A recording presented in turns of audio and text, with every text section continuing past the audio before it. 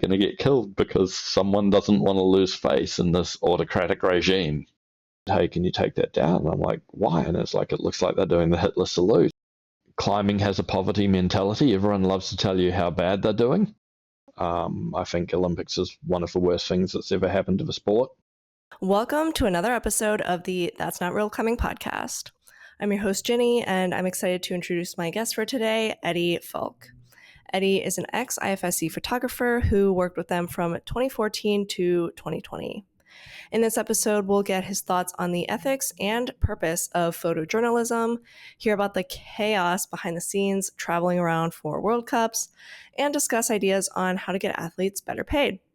He's got a lot of crazy stories from his time working the World Cups, and he's got a lot of strong opinions about the IFSC and the Olympics. So strap in for another long episode, and please make sure to thank him for all his time recording this with me. Hope you enjoy this episode with Eddie.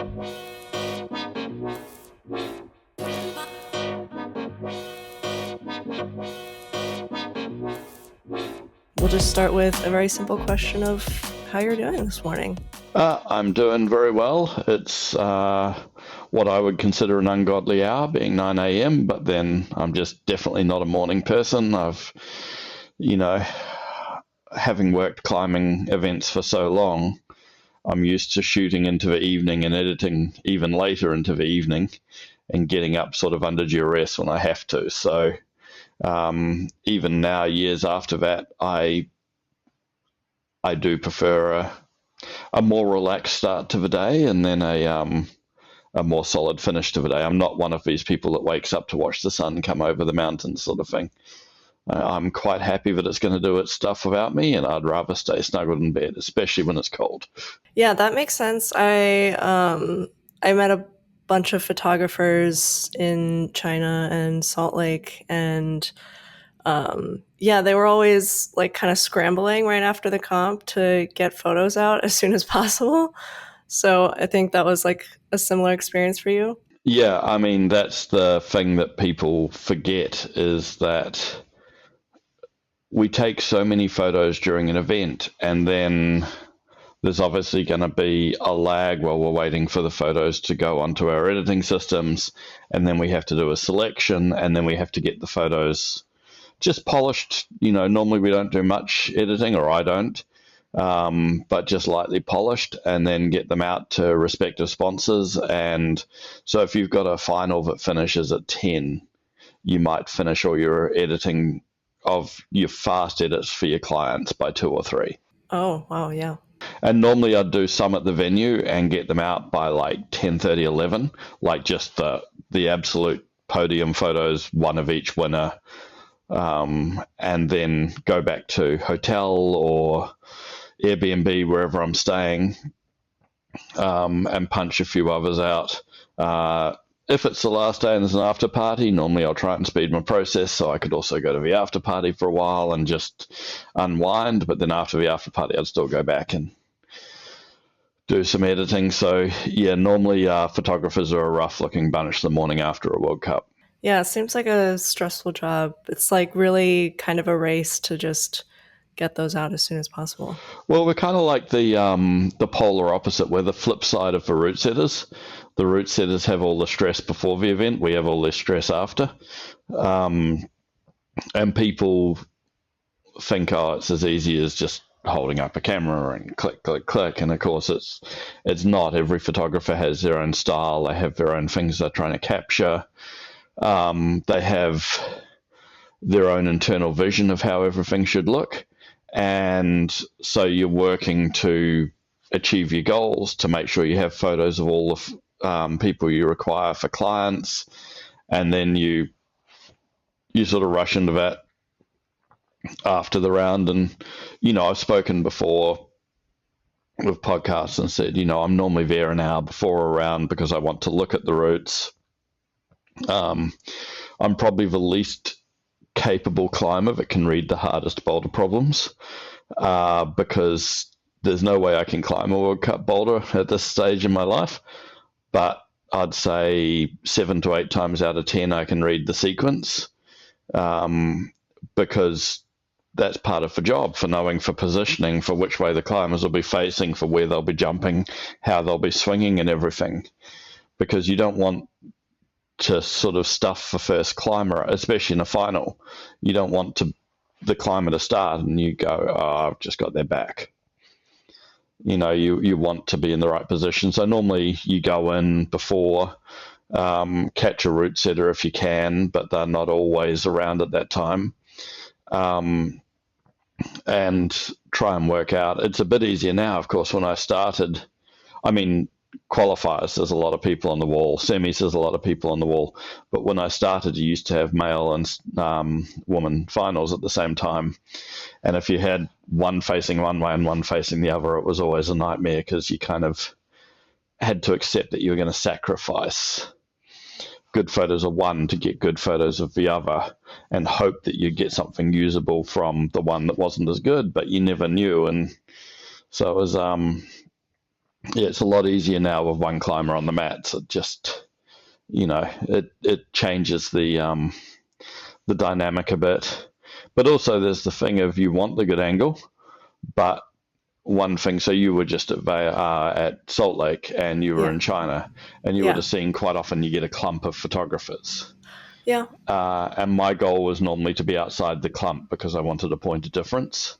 Right, exactly. That makes sense. Because if you have some of the big World Cups, you'd have 25, 30 photographers, especially Munich back in the day used to be huge, and they'd all be in one place, and you're like, okay, I know that's a good place, but what can I do which conveys the event, conveys the athlete, but in a different place? So you shuffle around, and I don't know how long you've been following the sport, but of course there was a long time when I was the IFSC photographer and I had access to the mats, that I'd be on the mats. I'd be in shooting quite hard angles, because when you're on the mats, normally you can get close to the wall and shoot across the wall so that you get the climbers more into space, rather than shooting in on the wall where they can be quite flat against the backdrop. It takes out sort of the three-dimensionality of it a bit.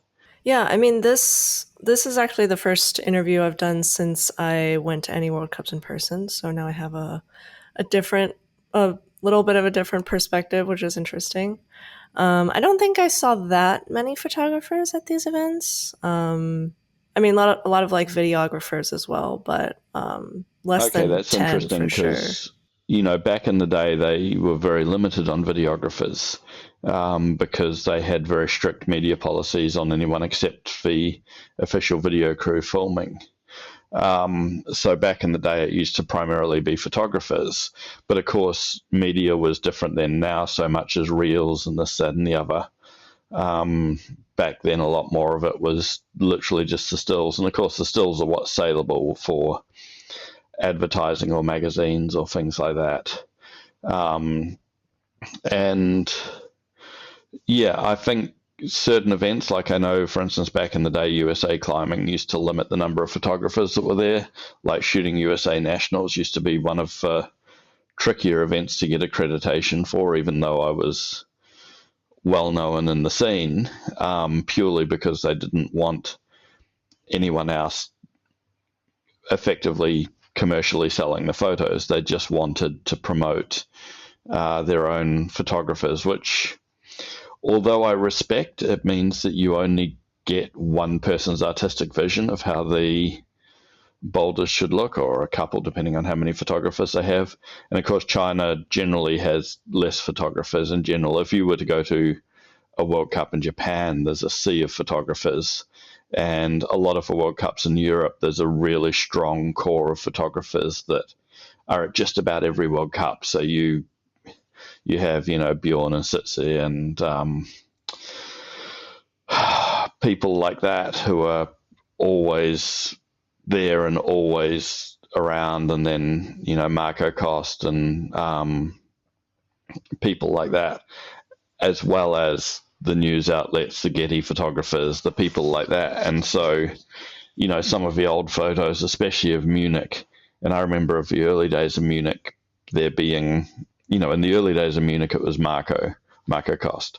And then it was sort of like Marco and myself. And then by like 2017, 18, there was 50. It was just, it got to the stage where, you used to say, oh, if you can't get a ticket to go to a World Cup, just apply for the media.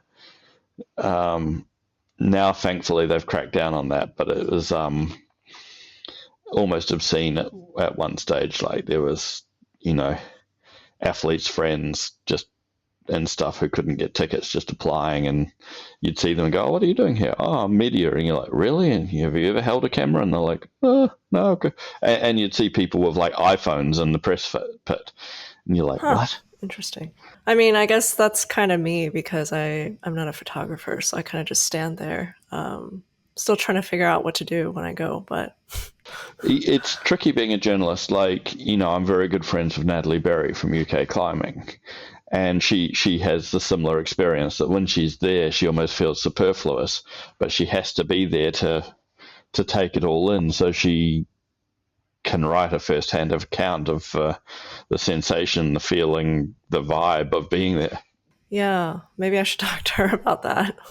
Yeah, should be a very good, and she's an incredibly accomplished journalist, and has definitely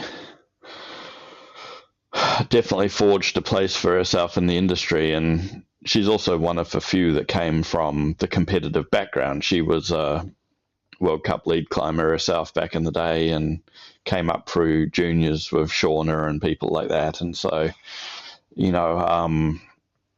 but I did a lot of work with her pre last Olympics, just about athlete profiles and this, that, and the other, because as everyone knew back in the day, I was very close with most of the athletes, and therefore when you're profiling an athlete, I can give quite salient points about them. And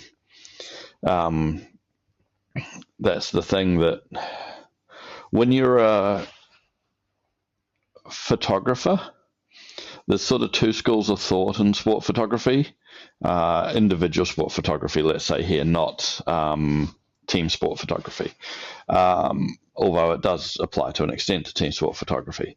But the school of thought is that you are not seen, not heard. You are effectively part of the furniture.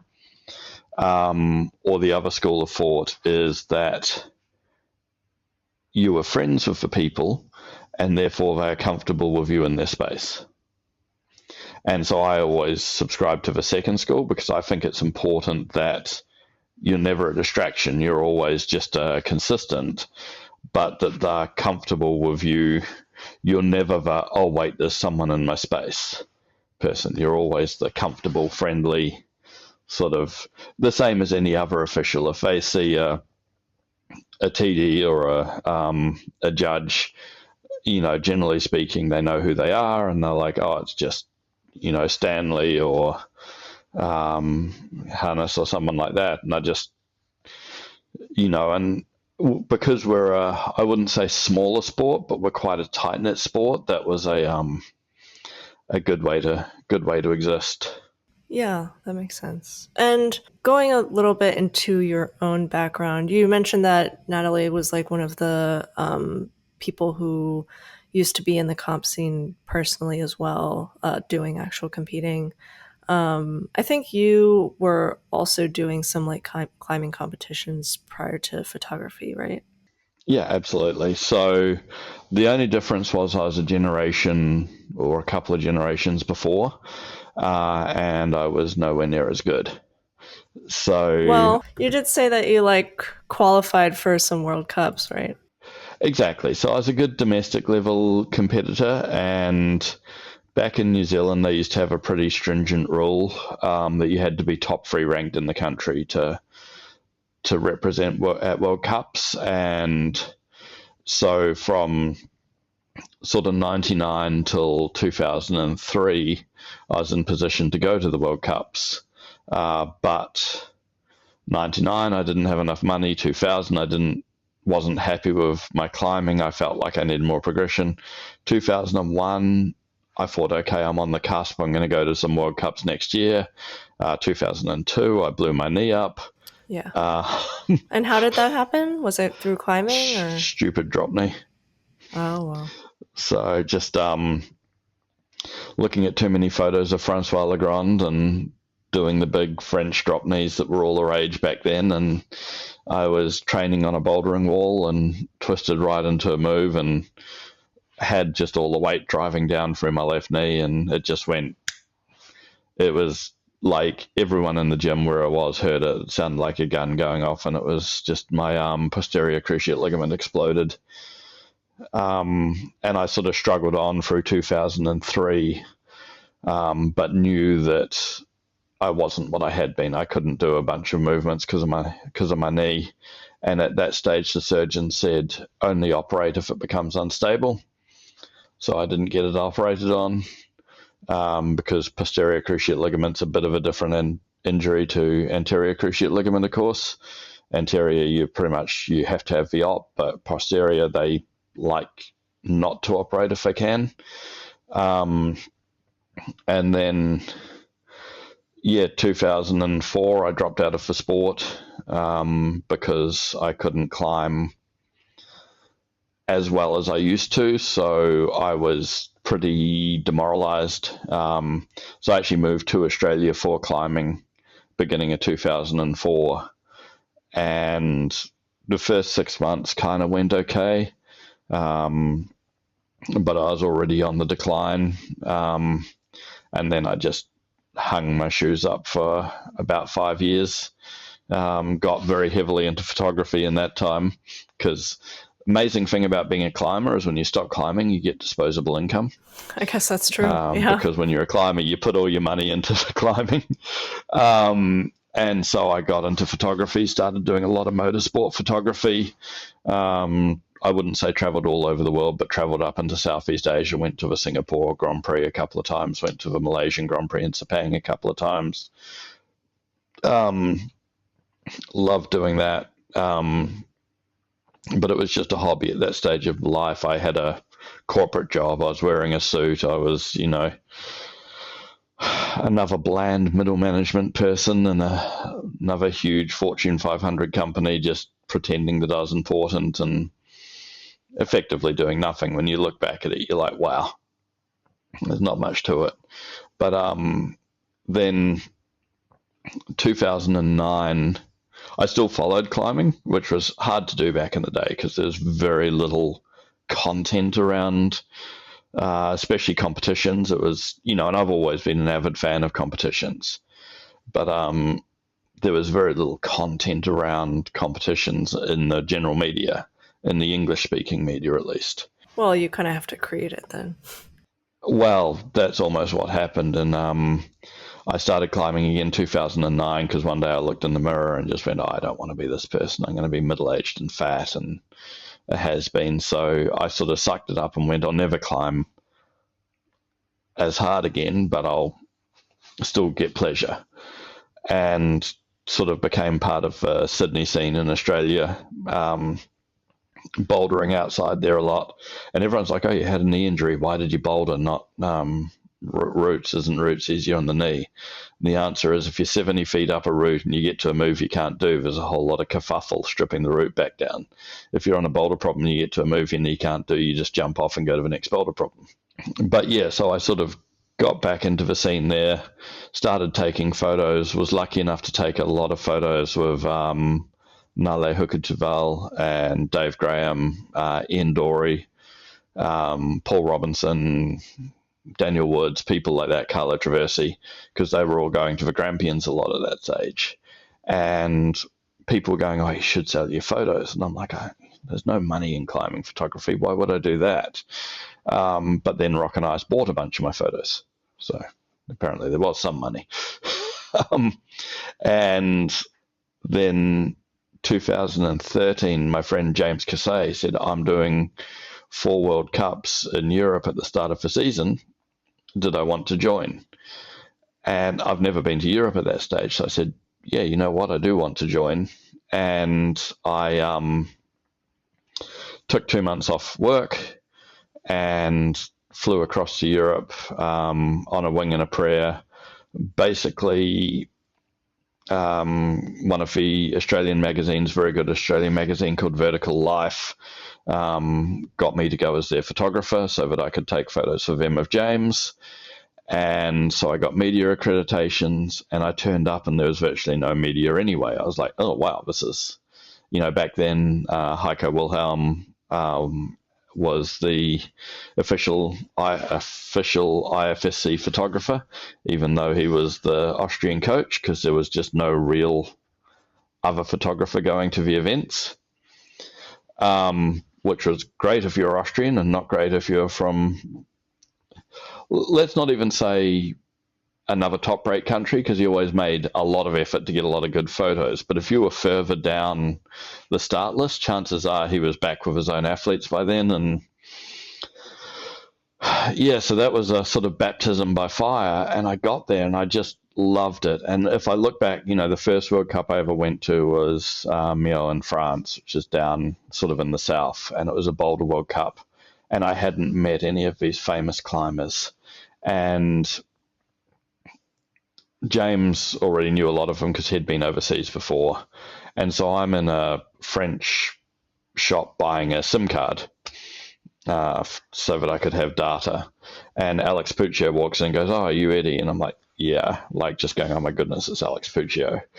And she's like, oh, I was just having lunch with James and I didn't want to eat all my pizza, so here's half my pizza. And I'm just like, okay, I've never even met this famous climber who I'm a huge fanboy of, and she's giving me half a pizza. And then pretty quickly got to meet a lot of the climbers. It was culture shock because they look so much bigger on screen. Oh, yeah, I totally relate to that. When you first meet World Cup climbers, you're like, oh my goodness, this is like a climbing competition for little people. They're not, this is a different division. And, growing up in New Zealand, which is not a climbing hotspot very much on the side of the world, the number one excuse when people can't do stuff is, I'm not tall enough. Right. And suddenly you're there and everyone's like mini-me's. I could stand in a crowd at a climbing World Cup and always have an uninterrupted view because at just over 6 foot tall, there was only, I think, Jan Hoyer and Jorg Verhoeven were taller than me. Everyone else was quite often considerably shorter. And they also look a little bit scrawnier than I was expecting to. Like, I thought they would have huge, like, bulging muscles, but no. There are some that do, like, people like Chloe or things like that, Jan back in the day, but they are very lean, very, very lean. And that was interesting because, first World Cup, and I was like, where do we stand? And they're like, stand where you want. And I'm like, what? And so back then it was 4 freestanding boulders that they climbed, and there was a curtain at the back of each boulder, and you could actually stand in the athlete staging area and shoot out the curtain on the angle. And I remember standing there shooting women's qualification. And when you've not been to the World Cups, you can be a fan of a lot of these people, but you've never met them, of course. And I'm standing there taking photos, and I step back in, and Eula Worm's getting ready, like, right next to me. And I'm just like, am I in a space? I don't want to say anything, but this is where the photographers are supposed to stand. And so it was kind of crazy. And it was a very small, tight-knit climbing family back then. So I did 4 World Cups there, and it was Millau, Kitzbühel, Innsbruck, and I can't even remember what the other one was. But that was the first year. And at the sort of halfway through then, I went, climbing needs or competition climbing needs something, because these people, as I got to know them, they had fascinating stories. You had Mina Markovic doing psychology at university and being an incredibly considered and well thought through person. You had Eula Worm was just starting med school at that stage to be a doctor, and you had then the sort of dyed-in-the-wool comp climbers like Jene Kruder, who were like, I'm not studying anything, I just want to be really good at comps. And they all had very different and unique personalities. And I was like, something needs to happen here. So I just sort of went, well, I'll do a magazine. And I started my own magazine, The Circuit. And people bought it. So And then the next year I went back, and my plan was to take a 6-month career break, which was something we had the option of through work. They just seconded someone into your position and you stepped out. So I bought all my airfares, got everything ready, and 2 weeks before it was time to go, work turned around and made a whole lot of people, sadly not myself, redundant, and then said, oh, you can't go because we've just made the other people in your department redundant and it's not going to happen. And I said, well, actually it is. I've already got the airfares. So I quit my job and just went. And at that stage, I had to make money. I had savings, but I had to, and I treated it like, if you go to university, you spend 3 years or 4 years or 5 years studying, and you're paying X amount each year with the goal that when you come out the other side, you're going to be earning money. But you're effectively gambling on yourself because you're putting money into your education that you have to pay back eventually. And the outcome is at the end you have a career. And I said, well, I'm doing the University of Competition Climbing. Huh, that's an interesting way of putting it. Never thought of it like that. I put some of my own money against it to begin with and set myself the goal that I had to be making money within 3 years, like a living wage within 3 years, or I was going to call it and go do something else. And the first couple of years were at times brutal. Yeah. But probably 18 months I was making money, making a living money, not just making some money. So it worked out. And at the end of 2014, the IFSC came to me and said, look, you're at all these comps. Do you want to be our official photographer? Because we actually don't want the official photographer to be team affiliated anymore because it does create a conflict of interest, obviously.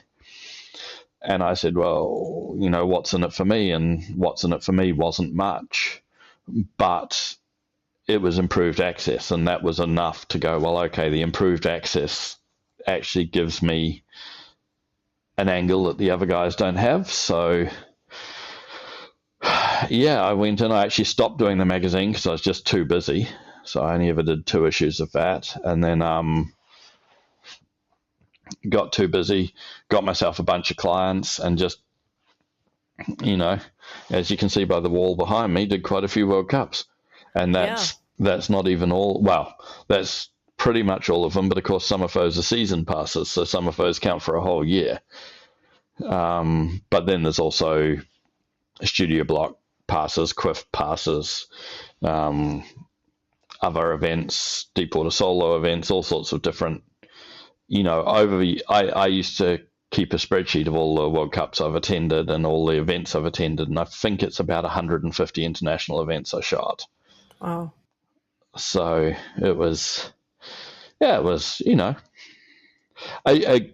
great way to get perspective on a sport and a great way to become part of a community and really do your own little bit to build it up, because I think I don't want to blow my own trumpet, but I was kind of beloved by the athletes, because if you were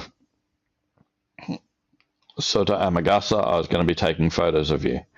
But if you were Katrin Van Selling down the other end of the field, I was going to be taking photos of her as well. Right, yeah. So no matter where you were in the thing, I would put in the mahi and just do incredible hours to shoot all through the field. And I had disputes with the IFSC over that because they wanted photos fast, and they're like, oh, we'll just do the top 20 in qualifying and then go and edit them. And I'm like, well, no, because the top 20, of course, are important, but if you're a climber from New Zealand or the US or wherever, and it's your first World Cup, and it might be your only World Cup, and afterwards you go, oh, did anyone get any photos? And everyone's like, nah. Like, it's easy for us when you live in rarefied air to think, oh, but, it's only the top percent matter. But you got to remember, every single person at that World Cup is in the top percent of wherever they come from. Yeah.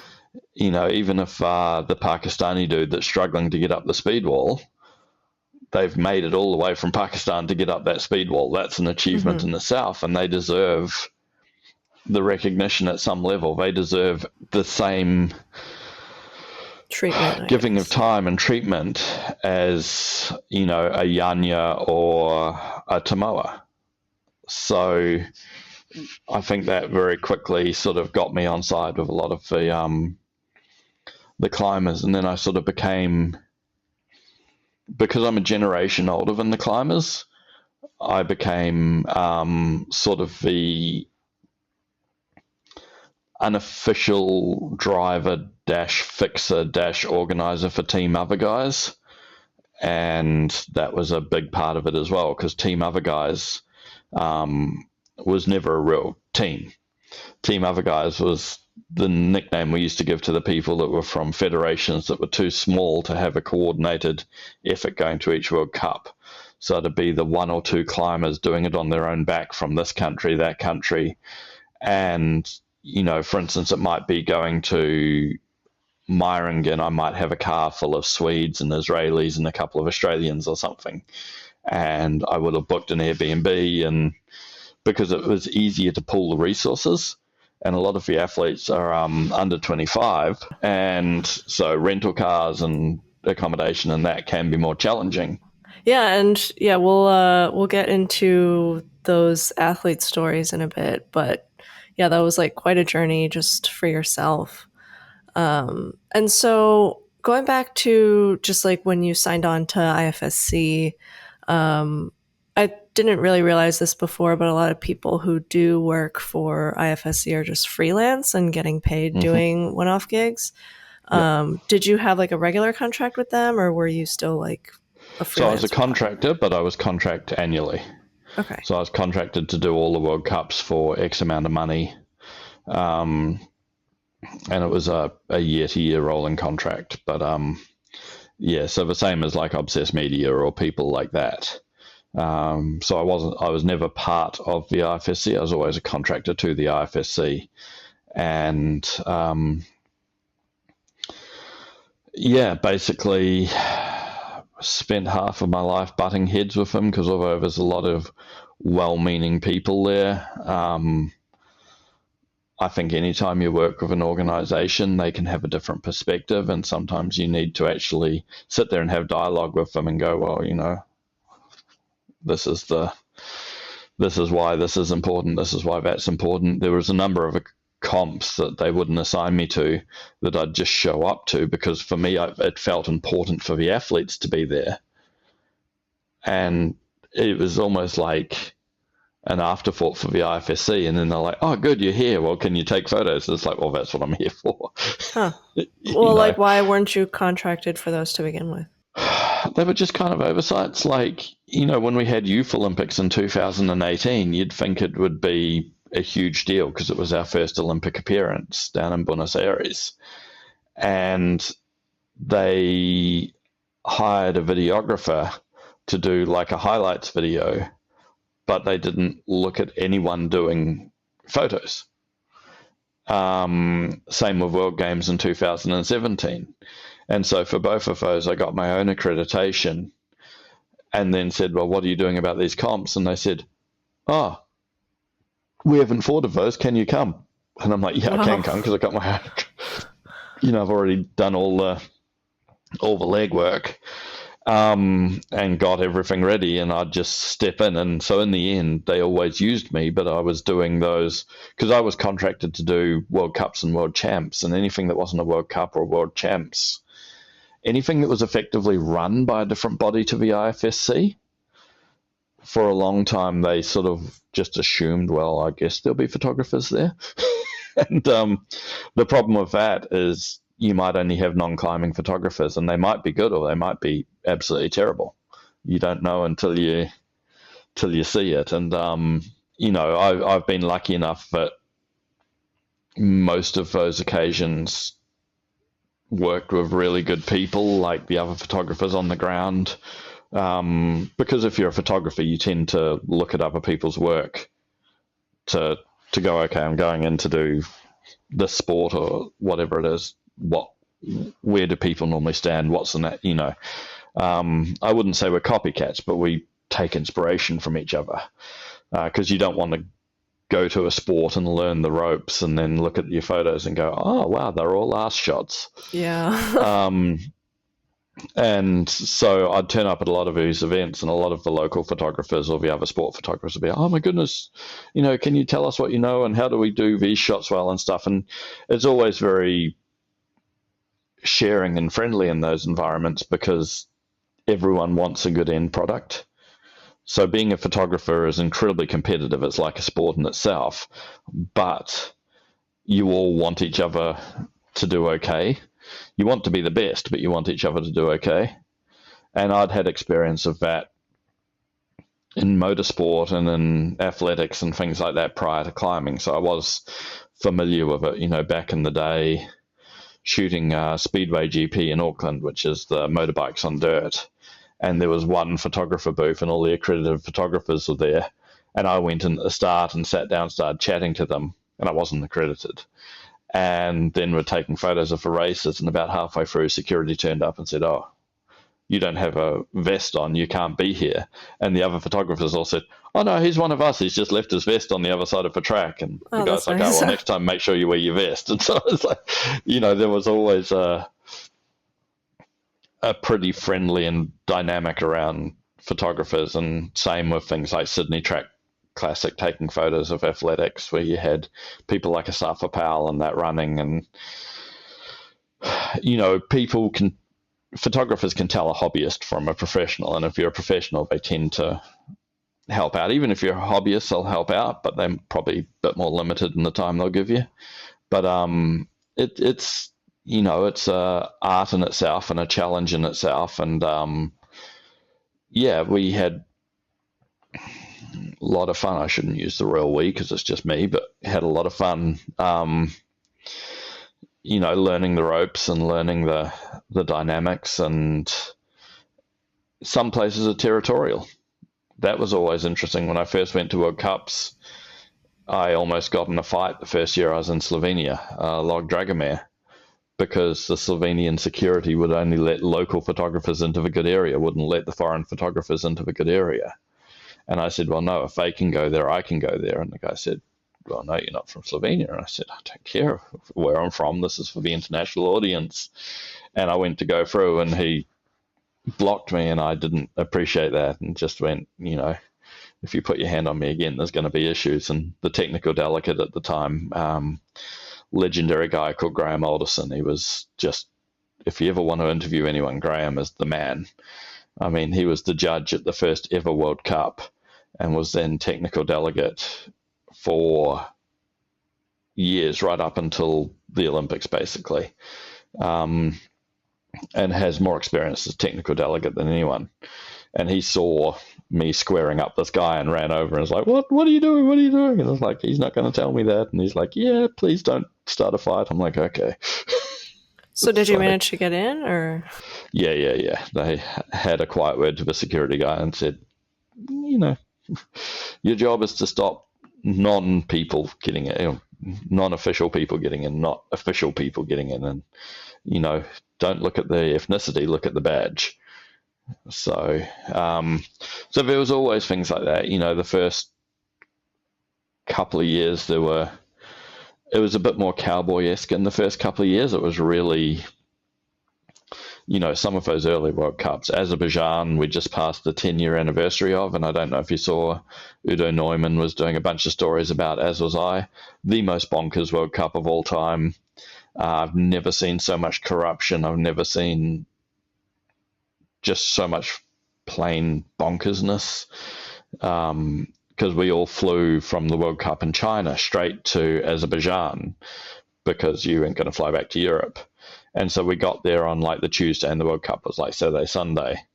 And there'd never been a World Cup there'd been a Speed World Cup, but there'd never been a Boulder World Cup in Azerbaijan. And Azerbaijan, Baku is the capital, and it means windy city.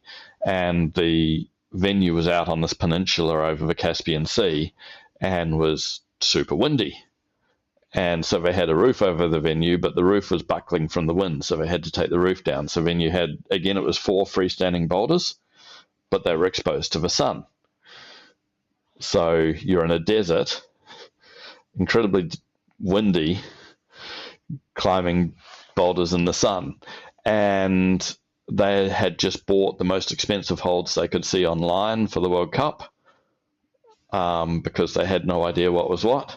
So when Jackie got off and the setting crew all got out there and opened up all these boxes, it was like the Entrepreneur Kids Alphabet set.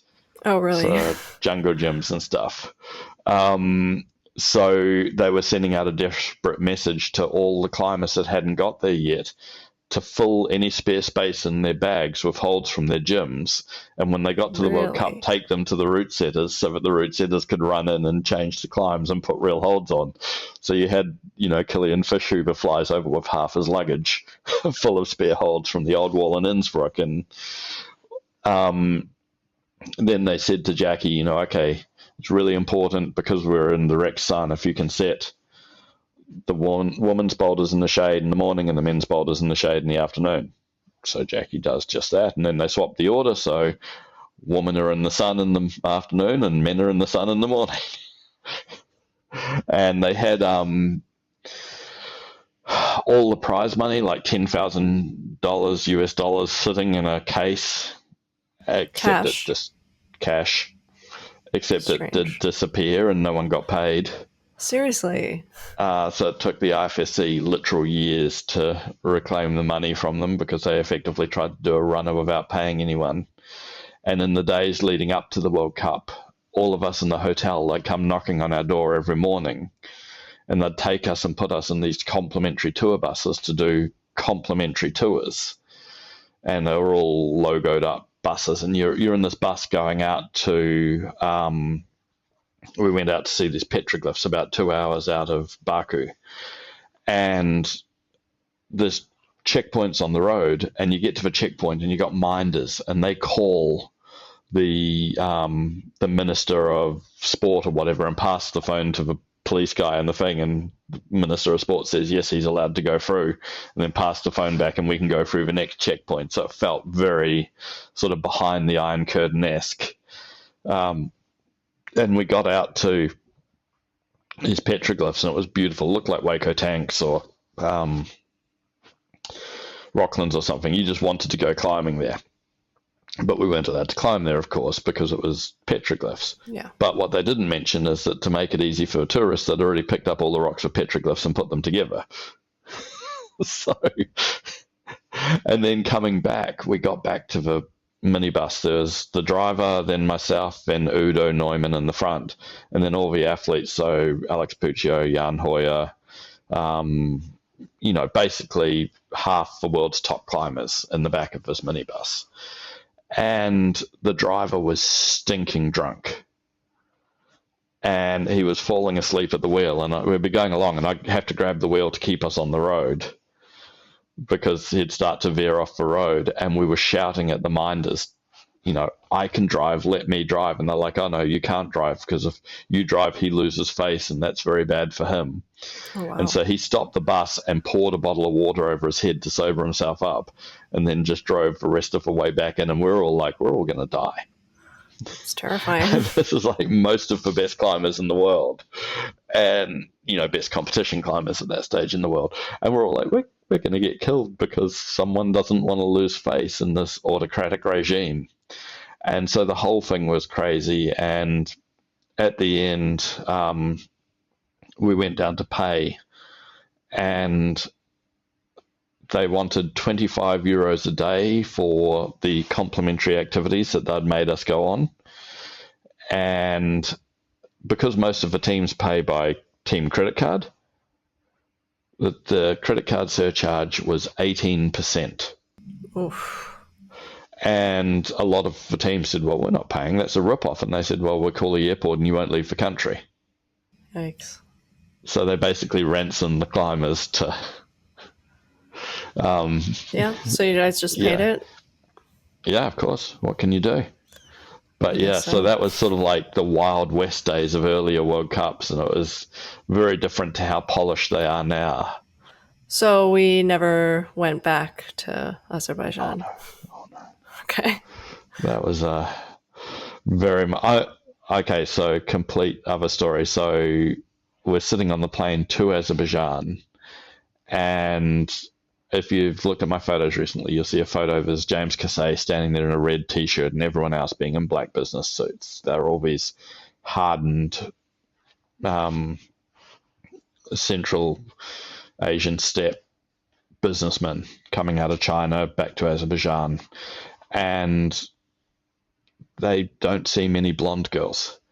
So we were in quote unquote business class. We just got upgraded. It was Shauna, Mina, Leslie, Wajastic, and myself, and we're sat in this line of seats.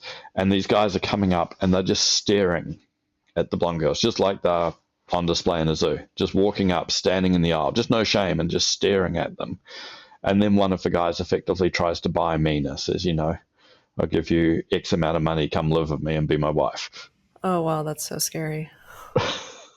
So we were like, this is the most messed up, crazy, like culture shock of all culture shocks. Totalitarian regime, policemen with a gun on every corner of every street. And so that was sort of like World Cups back in the day. You had like Europe, which was like the center, which was really well organized and already really big and professional. And then you had Asia, which I'd say was close but lagging behind. You had the US that was not even close but felt that they were the best in the world. And then you had just these other randoms that were always like, what are we going to get now? So, and the US has come a hugely long way, but the thing with the US, so I don't mean to disrespect them, is they wanted to do things their way, not the IFSC way.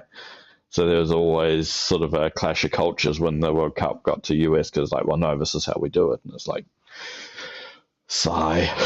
Oh, what was the issue there? Just style, just everything. It was just a cultural clash. The US had their way of doing comps, and we had ours. I don't know if you were around back in the day when the US, they didn't have it at the World Cups, but they had their own scoring system that was really obscure and opaque, and like no one could figure it out. No, I don't know what that system is. What was it? So back in the early they had this thing where you got points per hold and then points for the top, but then if anyone else did the boulder problem, those points divided, and it was you needed a maths degree or a magician degree just to do the comps. And at one stage, because I was doing the magazine and the social media, and I wrote an article basically criticizing their system, saying, look, this is just, to me, the simpler the system, the better, because you want, as a spectator, you don't want to have to be doing calculations on who won. You want to, okay, Jan, you got 3 tops in the zone. Okay, Stas, you got 3 tops but no zone. Okay, Jan, you won. But I wrote an article back in 2015, I guess it was, and I basically criticized the US scoring system, and USA Climbing banned me from taking photos of comps in the US.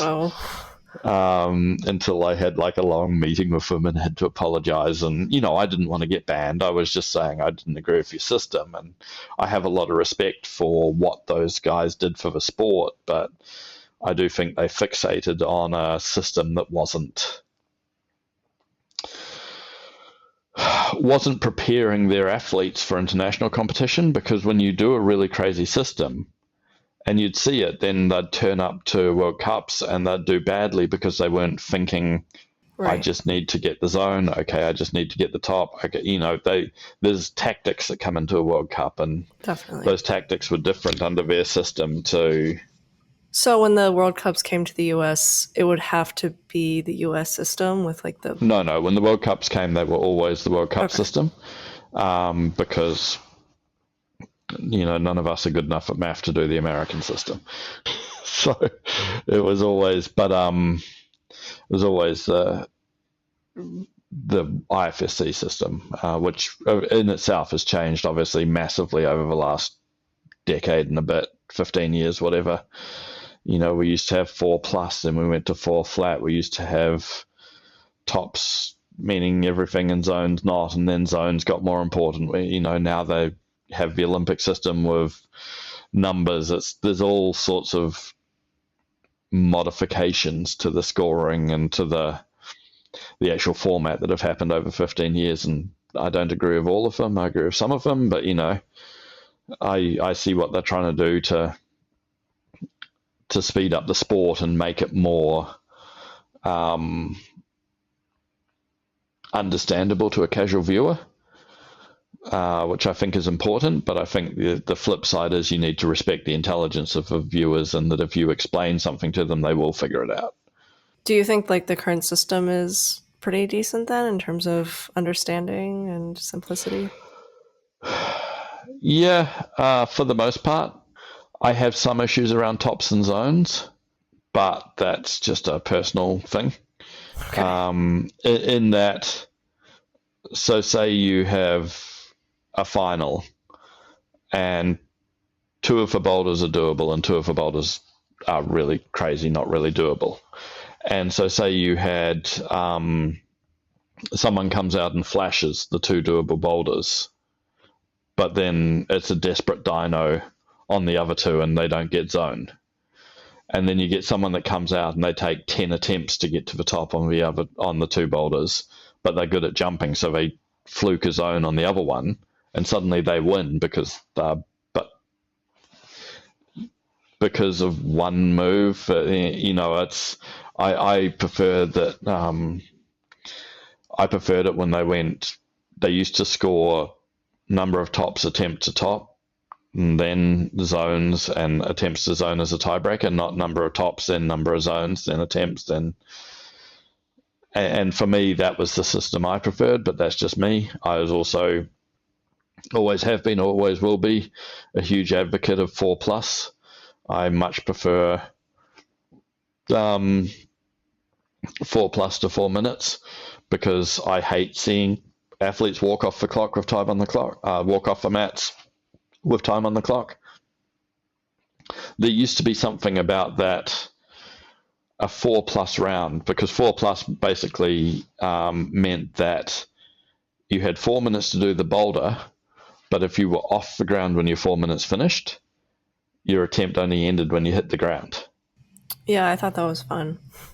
It was fantastic because you had this tactic about running the clock down, trying to save energy and jumping on with 10 seconds to go. Yeah. And then there was a couple of cases that were pretty funny, like Sakuru Hori and Grindelwald in 2014 being perched at the top of a boulder for about 5 minutes, just trying to get across and trying to get the match. Oh, wow. But yeah. It was just pure drama because he was wedged in the corner and this finish hold was just out of reach for his height, and he's trying to get the body. It wasn't boring; it was thrilling.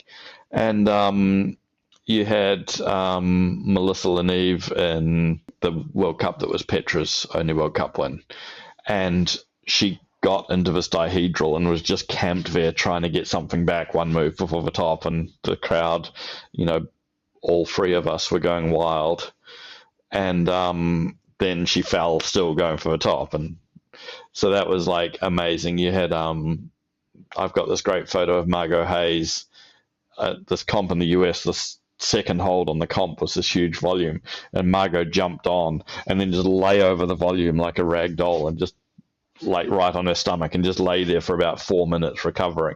But it was theatre. It was so exciting to watch, and yeah, so I miss that format and I know now the flip side is you got buzzer beaters Simon Lorenz a couple of years ago in Brixton or wherever it was, just beating the buzzer. Lots of good. So there is a counter argument, and I respect the counter argument, but for me, I preferred the 4+ because it really gave it a sense of drama and last attempt means all, and it was a lot of fun. But I do understand why they moved it. They didn't, if you're going to be on Eurosport, you want roughly to be able to time your final. You don't want half the climbers spending 8 minutes on a final problem because it's going to skew your whole scheduling. Of course, the flip side is if you have a final like Salt Lake where everyone's flashing, then it skews the scheduling the other way because it gets too short. I guess that kind of reminds me of how people say that cricket is like a really long game. I've never watched it, but I've heard people talk about how it can go on for 5 days or days. something like that. Yeah. A test match is 5 days. Yes. Yeah, I don't really know how that works for broadcast TV, but Alcohol. oh, Um, you sit there with a beer in your hand and you have it on in the background, and it's not, even I'd equivalent it to baseball in the US. Like, baseball's a very slow game to watch. Never watch it, so Yeah, so but some sports just aren't fast sports to watch. I enjoy watching Tour de France.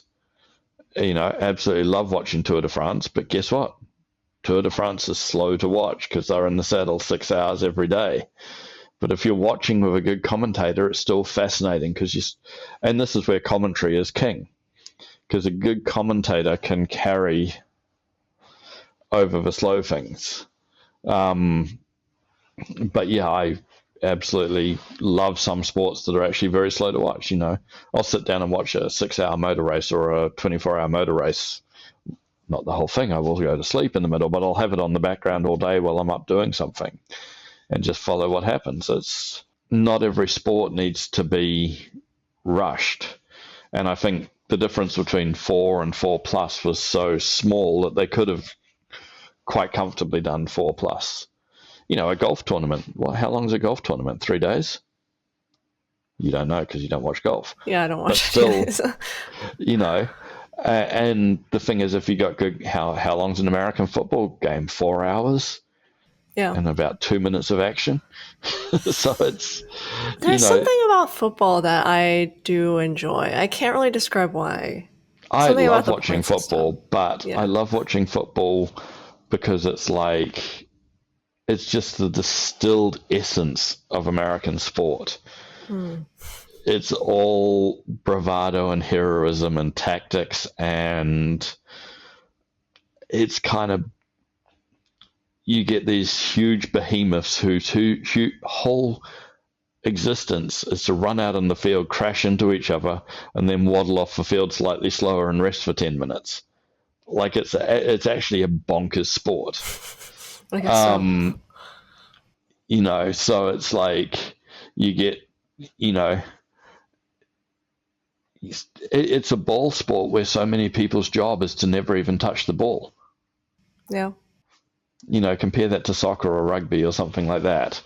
It'd be like having climbing where half the climbers never touch the climb.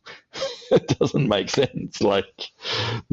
But there is a spectacle to it that makes it attractive, and the commentary makes it attractive. Commentary, as I said, is king because, and this is where Charlie was brilliant because he was a student of commentary. He had his podcast where he would talk to other commentators and follow their advice and stuff. And, Matt is great at what he does, but he's never going to be the commentator for me because he's the commentator for the everyman. And because of my experience in the sport, I'll never be the everyman. So I much prefer the color commentators because they tend to have the insight, and that's what I'm after. I tend to find that people kind of just prefer the commentator that they started watching competitions in. So like people who started watching during Charlie's era prefer his commentary, and then people who started watching during Matt's era prefer his commentary. So you can only say that about the last couple of commentators. Right, yeah. Some of the ones before that. Lovely guys, but guys like Johnny Bryan, who was basically a professional snooker commentator, was a challenging listen. Had no real interest in climbing, never learnt the terminology, never... he could commentate anything as a professional commentator, but zero insight, zero perspective, zero sort of relaying the actual difficulty. Well, so I kind of got a bit of a taste of that because Matt had me co-commentate for women's semis in China, and it didn't. It was, my goal was never to do commentary. Like, I always knew it would be really difficult, but I was like, I can't say no to an opportunity. What an opportunity. I wouldn't say it went super well, but I got some nice messages from people who listened to the podcast, which was really nice. I enjoyed it. I thought it was good. Yeah. It's, as I said, I tend to prefer the color commentators, which is nothing against Matt. Matt is holding it down for the casual listener. I, on the other hand, am much more interested for the other people. Yeah, I do agree that who you come in with and are familiar with as a commentator does make a big difference. You know, for myself, I'm used to Matt as being the Epic TV guy. I always loved that. And I find he's a bit too cherry chappy for me, but that's just, you know, everyone has their own take. And I've done some commentary, and commentary's hard. Sure is. You know, I used to go to Doc Masters in the Netherlands, which is a fantastic comp, and they had me as their commentator. And it was funny because when they first contacted me, I thought, oh, you know, go take photos, fine. They're like, no, we want you to commentate, because they'd heard some unofficial commentary I'd done at an event another time, and they wanted me on. And it's funny because you get half the people love you, the other half hate you, and it's much more emotionally draining than being a photographer, because the immediate feedback you get is pretty direct and sometimes brutal, and personal. People didn't like my accent, or people thought I was too chummy about the athletes, or people thought I was too hard on other athletes because I give them a wind up. And, you know, everyone's going to have their take, and in different cultures, commentary is different. So the commentary I give as a Kiwi is going to be probably less, I wouldn't say less respectful, because you've got a massive amount of respect for them, but probably a little bit more honest and cutting than, say, an American commentator who is trying to paint everyone in a very positive light. You know, if I know someone's climbing behind their level or is stuffed because I can see that their shoulders are blowing and they're in trouble, I'm going to say, oh, I don't think they're going to get this problem because look at their shoulders, they're gone. You know, and people are like, oh, that's not a very nice thing to say. And it's like, well, that's just an observation as a commentator, you know. Yeah. But that all came about from a very surreal experience. So years ago, Munich, definitely one of the biggest World Cups. I think the biggest World Cups ever were in Munich. And they used to, at Boulderwelt in München Ost, they used to have simulation semi a few days before. And so a lot of the World Cup climbers would turn up, and it was like an unofficial World Cup almost. It was a lot of fun. And one year I was there, and I didn't feel like taking photos. So I got my phone out and started videoing, and was just doing a one-man broadcast on Facebook Live and just talking shit and filming this thing. And this is back when Facebook was king of the platforms, and they used to have Facebook recommended and everything. And I looked down, there's 150,000 people watching. Whoa. Because it had gone on the Facebook recommended page, and just people from all over who had no idea about climbing were clicking on and watching. And here's me just shit talking, basically. Just thinking there's 20 people watching, and it was all mates. And then I looked down, it's like 150,000. You say anything you shouldn't have said? Oh, many things. But it was all meant good-naturedly. It was all in jest. Yeah. It was a light-hearted event. But it was just funny that after that I got contacted by people that wanted me to commentate because they actually liked the style, and I was like, oh, okay, I'll take that, you know. But and because I've been around a long time, I knew the athletes well, so I could sort of do the color side as well, because I knew what was going on. I don't know how long you've been watching, whether it was before your time or not, but Charlie used to get me to do the post-event interviews. So now they get the assistant, the color commentator, to run down and do them.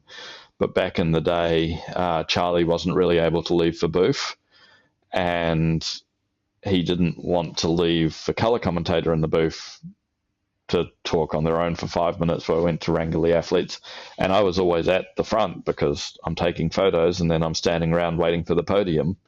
So the idea was, well, okay, pass me the mic and I'll do the questions. And even that, like, you do the questions and you think that came off really well, and Charlie's like, that came off really well. Then you read online and someone's like, what was that guy asking? What an idiot. And you're like, people are brutal.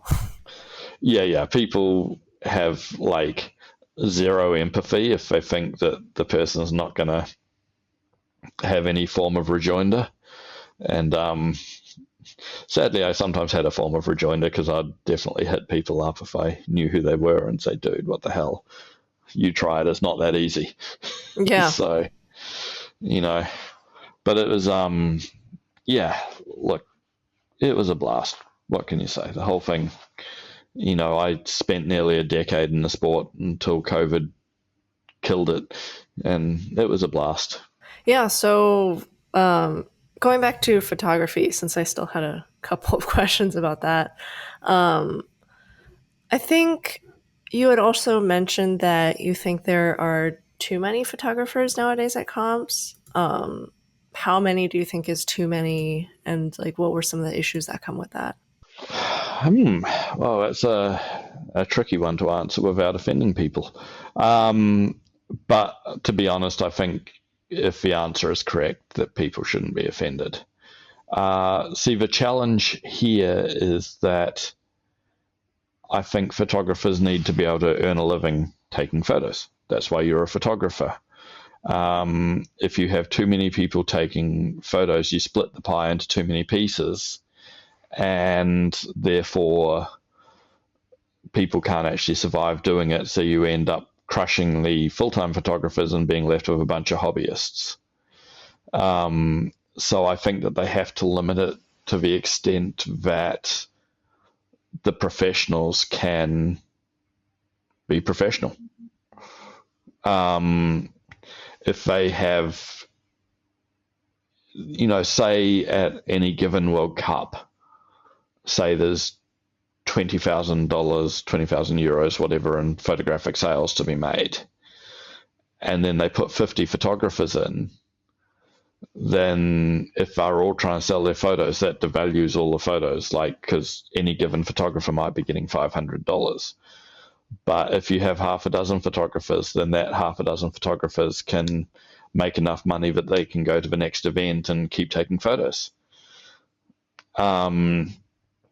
For me, I'm speaking outside of the box a bit here, but I'd almost like to see two photography areas, which I think could work really well, which would be for your pros and your hobbyists. And you could actually sell a hobbyist photographer ticket with the condition that none of their photos get used for commercial purposes.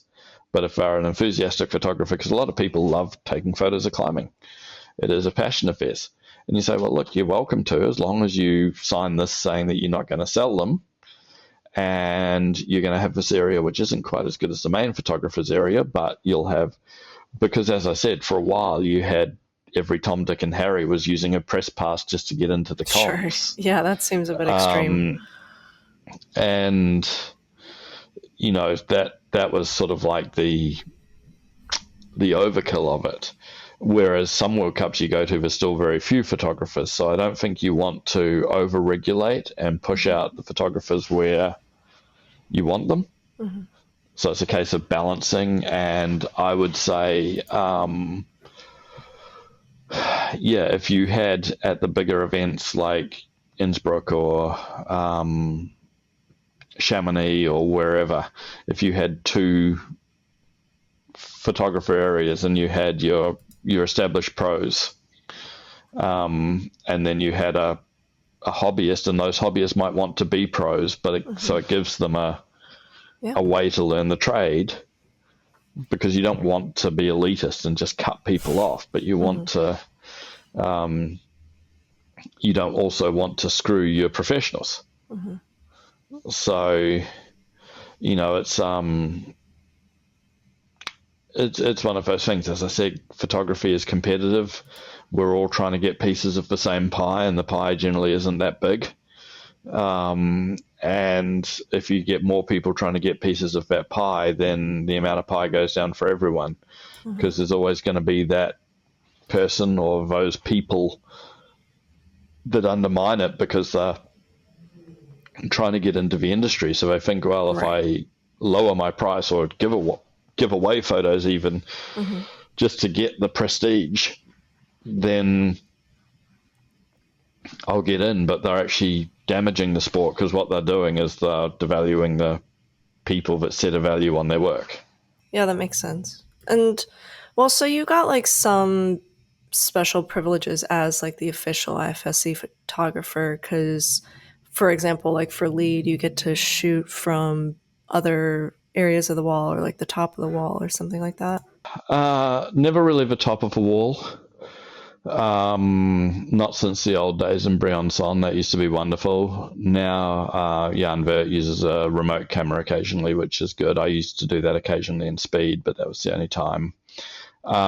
Used to shoot speed occasionally from the top. The big advantage more than anything was in the bouldering. We used to have a rule that as long as I was 2 problems away, I could be on the mats. So normally you'd have your videographer crew, your broadcast crew would be on the mats, and I'd be next to them on one side or the other, moving back and forth with them, getting the angles, because the videographer guys are normally getting similar angles to what I'm wanting to be shooting. Or if they saw me on the other side, they'd realize I had a better angle and come and join me. So yeah, that was a thing where, it was basically mat access, because for a lot of the World Cups back in the early days, you couldn't shoot from beside the mats, because the way a lot of the walls were constructed, they might have walls on either side of the wall. So you're you're shooting in on the wall, which is flattening the climbers. And so the advantage of having that access, as I said, in the early days, you could shoot from anywhere and it was a free-for-all. But as it got more structured, then, you get round on the mats, and because then you can see the degree of overhang. You can see how poor the slopers are and things like that. When you're shooting across the side of something, because you got on profile, you're like, wow, that slope is really bad. When you're shooting it from the back and you see their hand just like that, you're like, well, that could be a jug for all I can see. So that was the big advantage there, was just having that. And plus, I had to support my drinking game guys down in Texas, so shout out to them. There was a bunch of climbers that had a drinking game that whenever I appeared on the live stream, they had to have a shot. And once I found out that game was going, I tried to make sure I appeared in the edge of shot as often as possible. Oh my gosh. I feel like I would not want to appear on the live stream. It wasn't always flattering. I don't have the best physique. I'm not a young, trim climber like a lot of these kids are. I'm a 50-year-old man, so I was in my 40s then, and I looked like a dude in my 40s, and that was, sometimes you'd see yourself walk past the back of shot, you'd be like, oh my goodness, yeah. I need to go to the gym. So it was, but I'm pretty comfortable being in front of a crowd, because they're not looking at me, they're looking at the climber. So it used to sometimes be surreal when you're at a big event, Vale back in the day, when you'd have several thousand people in the meadow watching the climbing, and you're up front taking photos, and you look sideways and you're like, wow, there's a whole lot of people. 2019 Vale, they wanted everyone to do this Eiffel Tower symbol. We were trying to get in the Olympics for 2024, and their proposal was going before the IOC, and the IFSC came up to me and said, can you get photos of people doing this to look like the Eiffel Tower? And I was like, wow, that sounds kind of lame and terrible, and I got photos of some of the athletes doing it, and it just looked embarrassing and uncomfortable. And I went back to the IFSC and I said, look, I know there's a break in finals between the first 2 and the last 2 problems, because there's always a break for adverts. I said, can I use that to get on stage and get the crowd to do the symbol, and I'll get 3,000, 4,000 people doing it, not just one or two awkward-looking, embarrassed climbers. And they were like, well, you can do it, but who's going to announce it? And I was like, well, I'll announce it. I'll get up and just tell them what I want to do. And they're like, you can't do that. I'm like, why not? Well, I'm just picking up a mic and saying, do this. And if you watch back that footage of Vail 2019 in the men's final, I get up halfway through and take the mic off the MC and say, okay, I want everyone to do this. And we ended up with probably close to 4,000 people, and it just looks like every single person's doing it. And they're just receding into the distance, and they're all doing and that was a huge kick. That was... Yeah, I'll try to link that in the description so people can see. I feel like you talking about the athletes looking awkward doing it kind of reminds me of sometimes they try to get the athletes to do like short videos where they're doing like a pose or something. So demeaning. I mean, I think it's kind of fun. I just wish they weren't as like embarrassed to do it, because I feel like it could be good.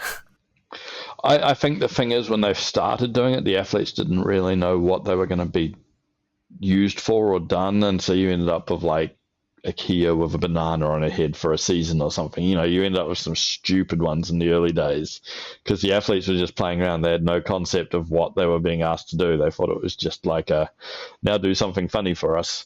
And then they're like, oh my goodness, that's for the whole season. Now I think the athletes are more familiar with, but the whole walk out and go at the camera is just kind of cheesy and a bit, I don't know, for me it's like I'd rather just a nice photo of them, like a clean portrait.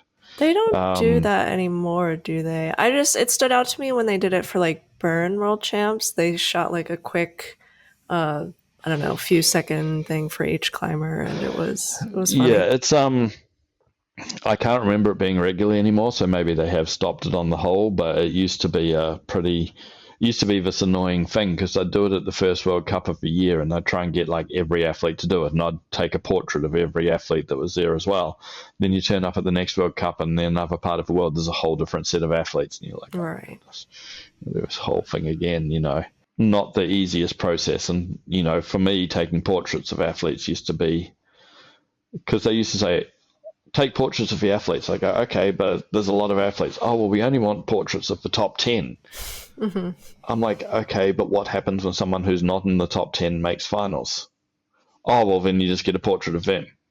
But the thing is, going into a season, you don't know who your top 10 is going to be, because you haven't seen them climbing yet. You don't know who's where in their state of preparation and their state of play. And so, yeah, I used to go in and say, okay, I'll get everyone, and I'd do 120 portraits, and then, or sometimes more, it might be 120 guys and 120 girls.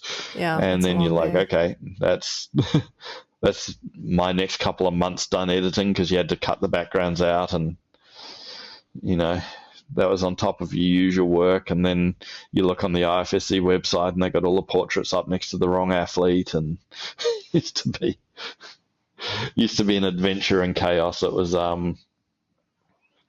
there's so many things that you take for granted as a spectator, but you don't think, well, people have to work really hard behind the scenes to make all these things happen. Right, yeah. Simple. And it's funny because you read the critics, and they're always like, why aren't they doing that? And it's like, well, they're not doing that because it really takes a lot of effort and time, and these people are trying to do everything. The Obsessed Media guys, I don't know if they're still the official media crew. I assume they are, but they have to do everything to do with live video. And then back in the day, when I was the only official photographer, I had to do everything to do with photography. And you had a bunch of different requests at every comp and as I said, the IFSC was never paying much. It was more that I was getting access, and that allowed myself to then go to companies and say, will you work with me? Because what I tend to do is I don't sell photos after events. At the beginning of a season, or any time in a season, but normally at the beginning or before a season, I talk with all the companies, and they agree to pay me X amount for the year. And then I provide them a folder of photos of their athletes from each event that they can then do whatever work. So they don't have to buy individual photos. They pay me X thousand euros a year, and then they always have. That's much easier than trying to sell individual photos. You try and sell individual photos, and half your life is spent on emails, and the other half of your life is spent chasing invoices that haven't been paid. There's a lot goes into it. There's a lot of,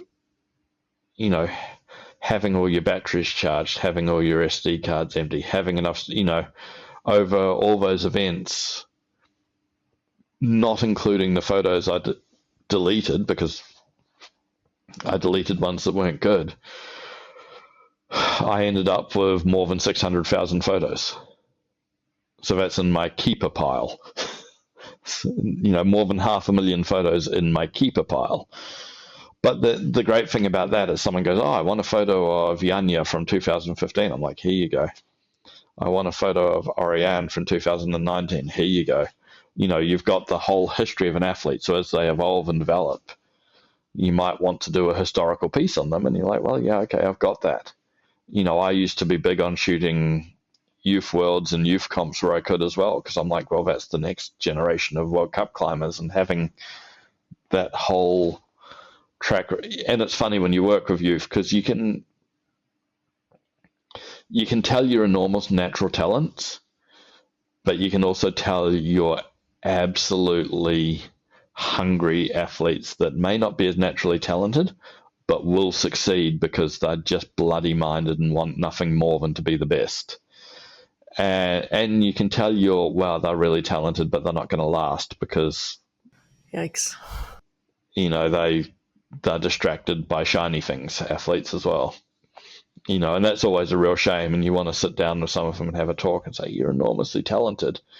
I know that the opposite gender or the same gender, whatever it may be, are attractive, but you can date on the side. You don't have to quit comp climbing just to that's what chase you're girls talking or boys about? or whatever.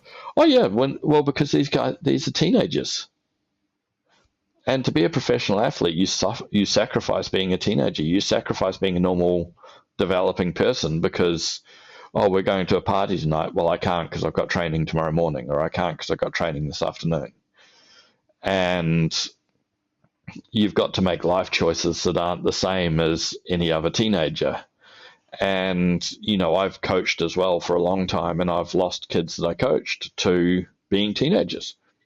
And you can't say, well, that's not right, because some people just want a life. Some people, sure, yeah. I mean, that's understandable and normal. Yeah. So, I had a phenomenal athlete when I was coaching back at the turn of the century, very good young climber, and she was probably the best climber at that time New Zealand had ever had as a potential. And when she hit 16 and her body made all the I've just hit 16 changes, and boys started to notice her and other things got more interesting, and that was it.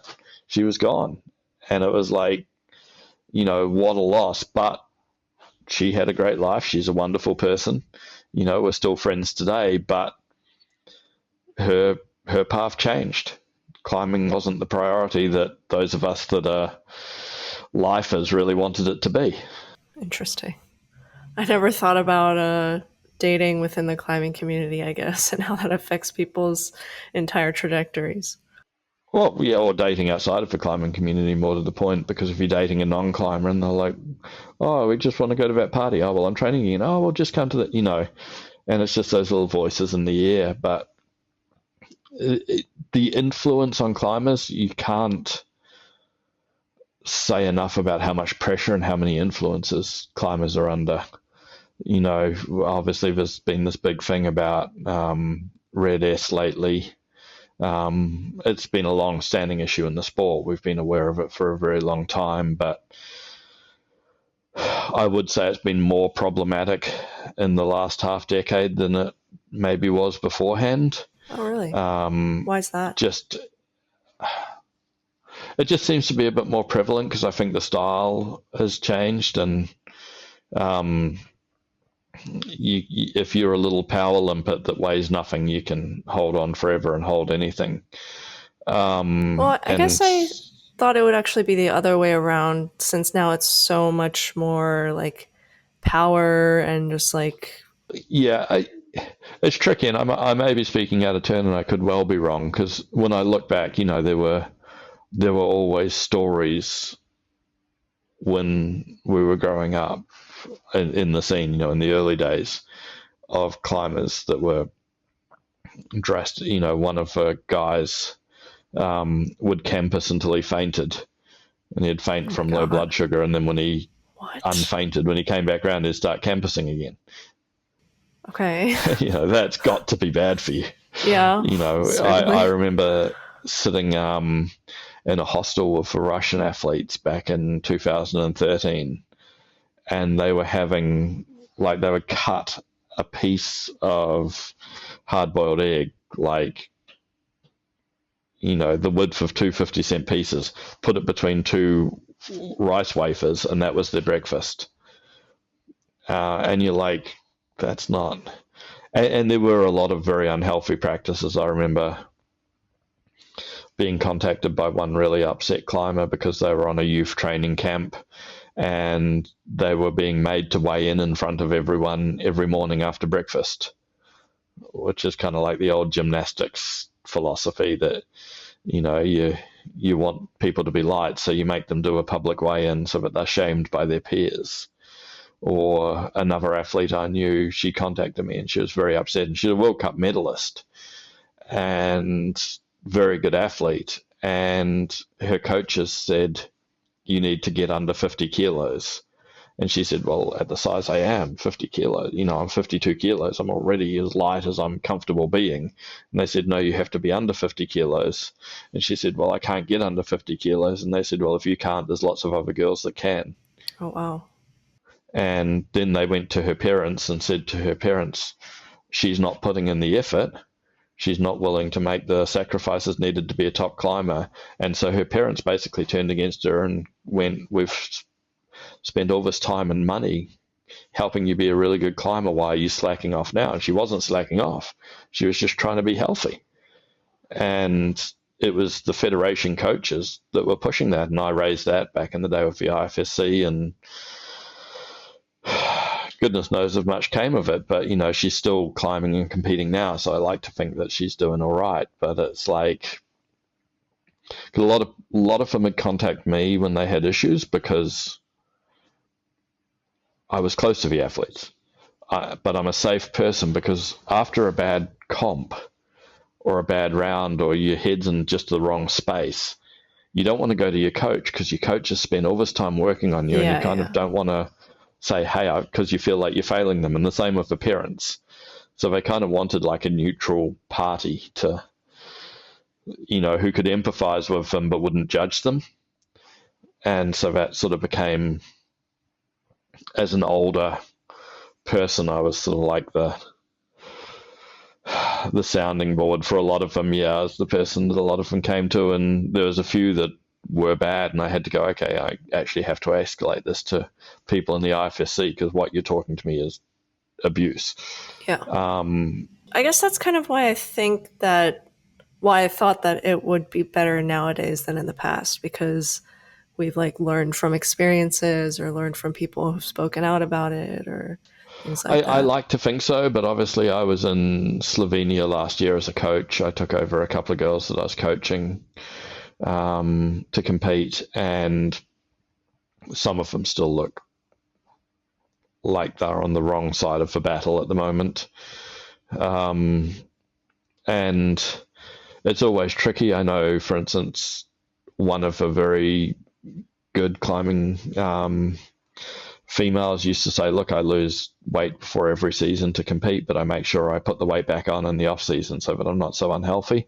And I don't know that was a sustainable method, or if that ended up doing long-term harm to her. She's retired now, so I can't say, but kind of like boxers, trying to get down to a fighting weight. Yeah. But bulking and cutting. At what point does cutting get dangerous? At what point are you harming yourself? And climbing definitely had a pretty poor culture around that back in the day, and I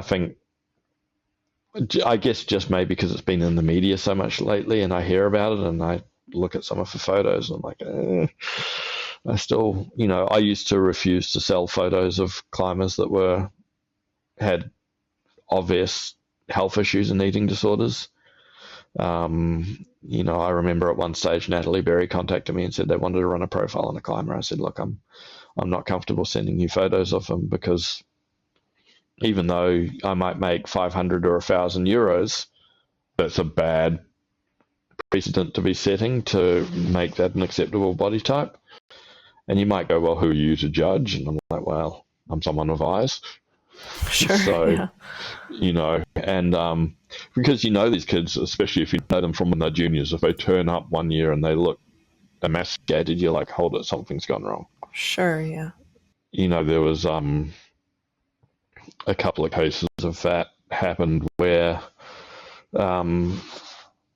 the climbers had taken it upon themselves, and I even had coaches come to me and say, can you talk to my climber because they're too skinny and they won't listen to me, and I think they're unhealthy. And you go to the athlete and you say, look, we're worried about you, you look terrible. And, I'm fine. And you're like, no, you're not. So, and the thing is as well, people tend to gender Red S a lot, because obviously a lot of studies and stuff have been around long-term health in females, but it's also very applicable in the males. Some of the guys were dreadfully skinny, and I think that in the guys, at least, the healthy physiques tend to outweigh the unhealthy physiques now. But there was definitely, back in the days of Rustem and Dimitri and that, they were just gaunt, incredibly gaunt. When you're 46 or 50 kilos is like a 5'9" guy. Yikes. Yeah. Yeah, and you're athletic, you're like, okay, something, you're that's as much as one of my legs. Please excuse this brief intermission, but I would just like to remind you that if you are enjoying this podcast, please follow and rate it on your preferred listening platform. If you're watching on YouTube, I would love to hear your discussion and thoughts in the comments below.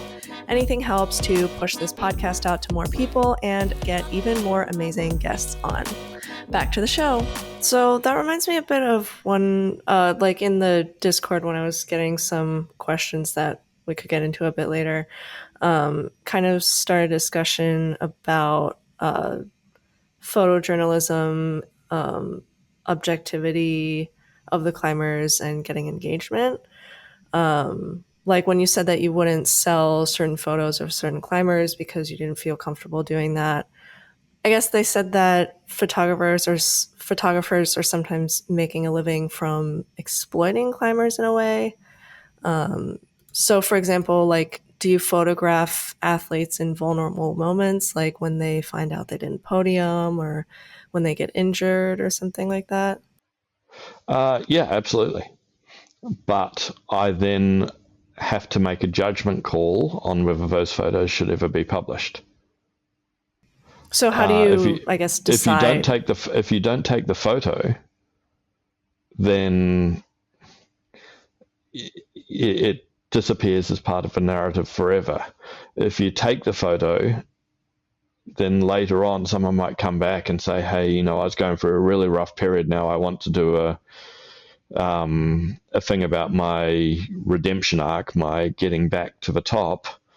Did you get any photos of that? And you go, well, actually, yeah, I did. I just chose not to share them.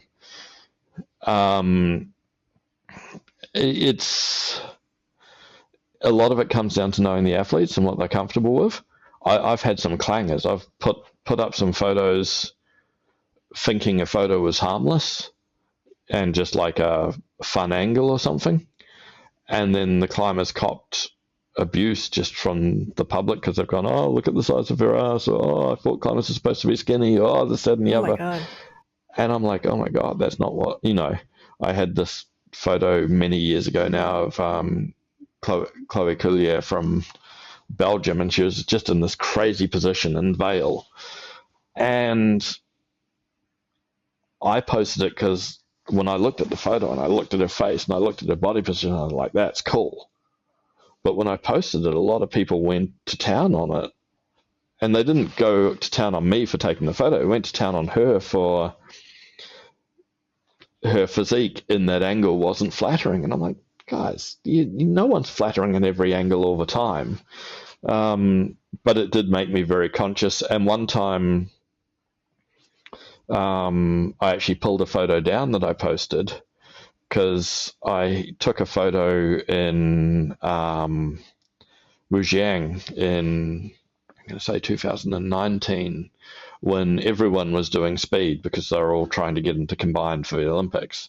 And there's a couple of the guys, and they were symboling, like they were miming the route to each other, and they were doing, yeah, da, da, da, da. And I took this photo and I put it up, and then the Austrian coach messaged me and said, hey, can you take that down? And I'm like, why? And it's like, it looks like they're doing the Hitler salute, and that's not appropriate. Oh my God. And I looked at it and I went, oh, okay, yeah, I wouldn't see that, but I could see how someone would see that. And so I took it down. Wow, okay. So there are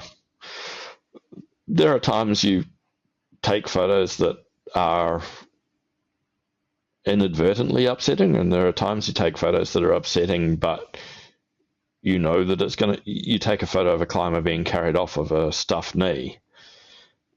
You're not going to post that photo, but you know that photo might have an intrinsic value later on. Right. The question is, do you post it or not? And that comes down to your individual ethics and your individual, I've got photos of Yanya having a cry after not doing well on a comp, and I've not posted them, but took the photo, because she's a human, she cries. That's not demeaning to her. That's just how important winning is. That, all these athletes have standards, and when they fail to meet their own perceived standards, they are emotional. And that is part of the three-dimensionality of the sport. I don't know if you watched back the coverage yet of Salt Lake, but Alex was talking in commentary, and I thought it was very relevant about sort of the false smiles that some of the girls put on now. They have like the gymnast - dancer smile, where they just walk around with like a rictus grin the whole time, and it just looks terrible, but they're just like, okay. And it's that in itself is a defense mechanism. They're taught to do it, and it's like, look at me, I'm having fun, and you're looking at them going, that's the most unnatural smile I've ever seen. The thing is, some people don't want to show, take, and I'm not saying she's a fake smiler, but I'm going to take a smiler versus a non-smiler. Take Natalia, who's a smiler, and Stasia, who's a non-smiler, and I knew those would be your two examples. Yeah, or Jan Hoyer, who's a non-smiler, versus maybe Enrico, who's more of a smiler, but not like a huge. But you know what I'm saying? Like, people show different levels of emotion, and some people wear their heart on the sleeve, and other people close that off and defend it.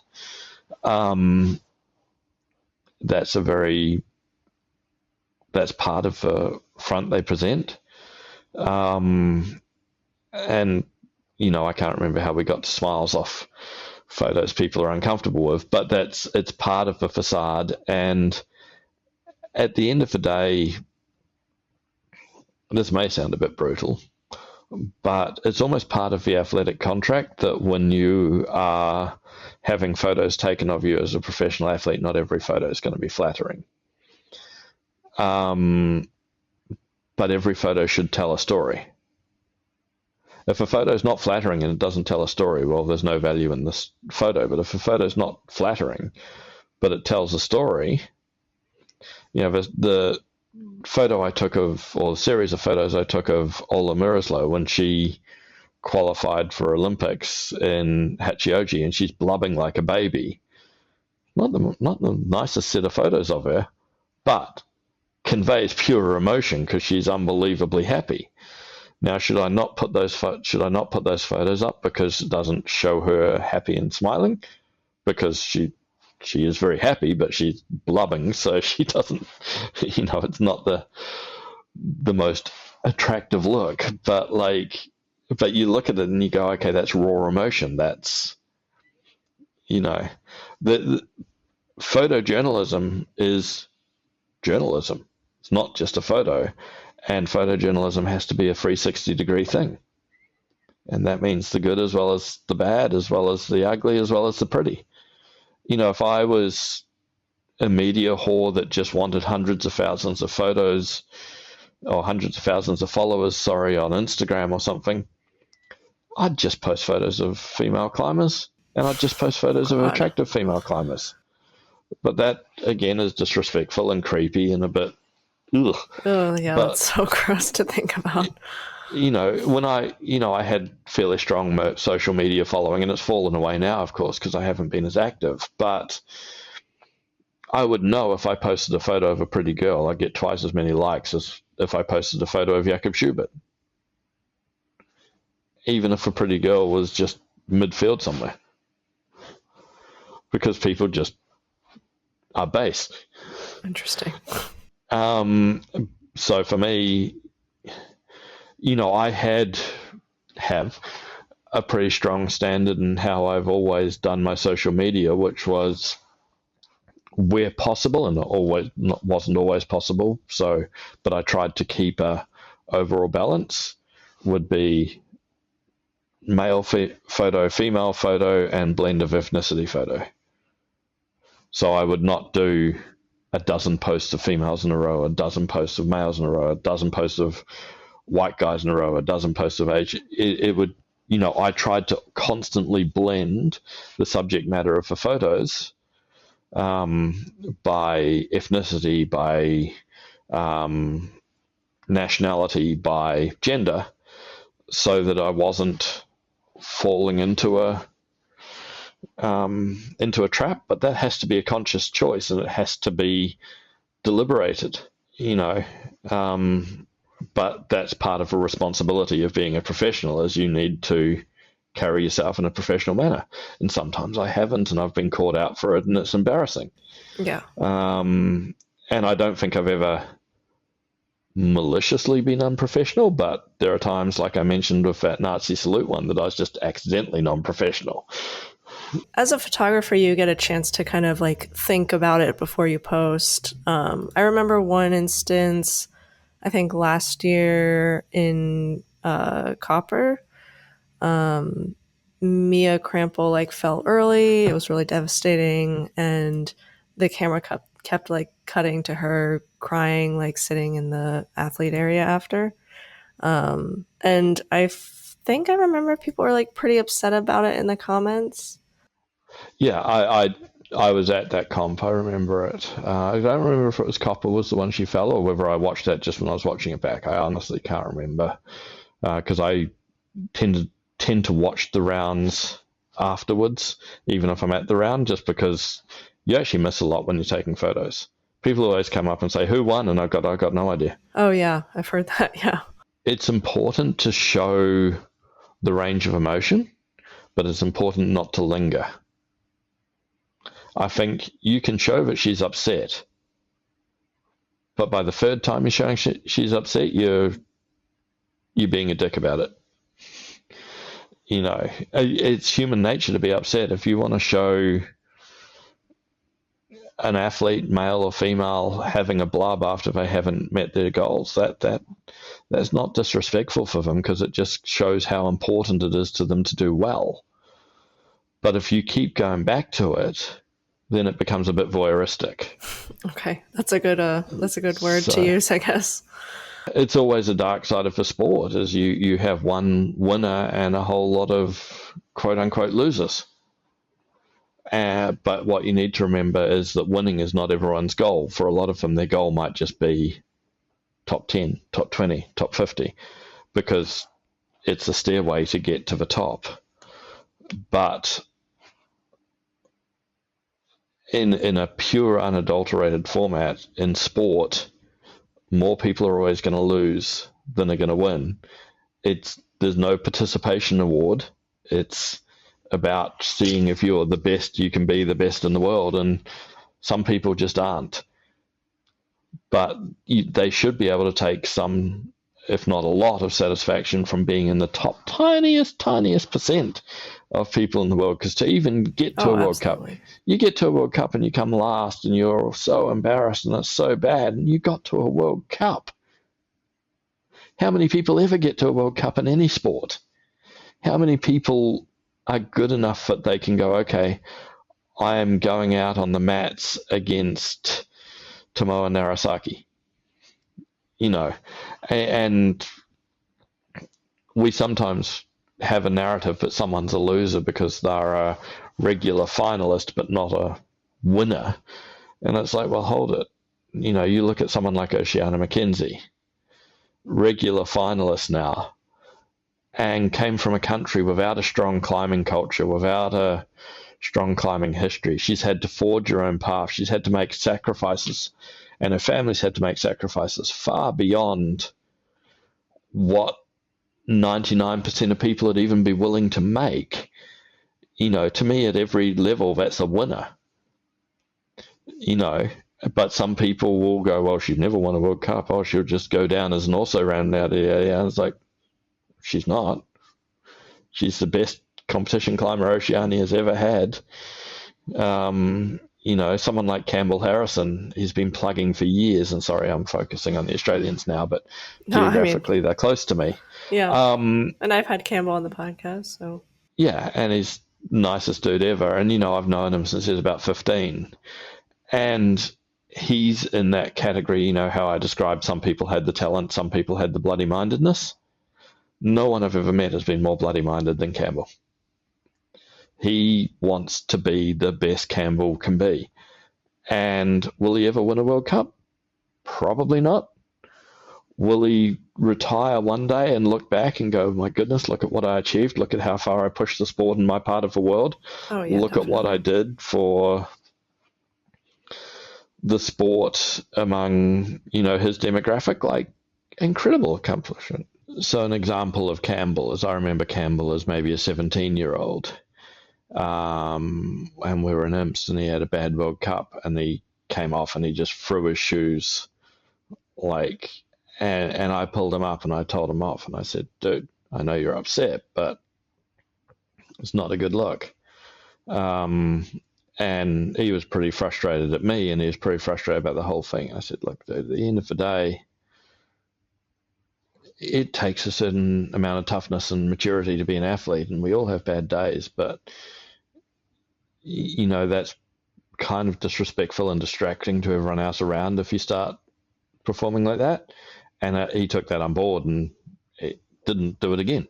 And that's he was very upset with himself because he was climbing very well and he made a silly mistake. And then, and that's the thing with athletes is they are emotionally highly strung because they've committed so much. You think of how scary time into it. You think of how scary like a major exam is. And every time they do a World Cup, it's like a major exam in public with thousands of people they don't know watching them. Like, that's confronting. In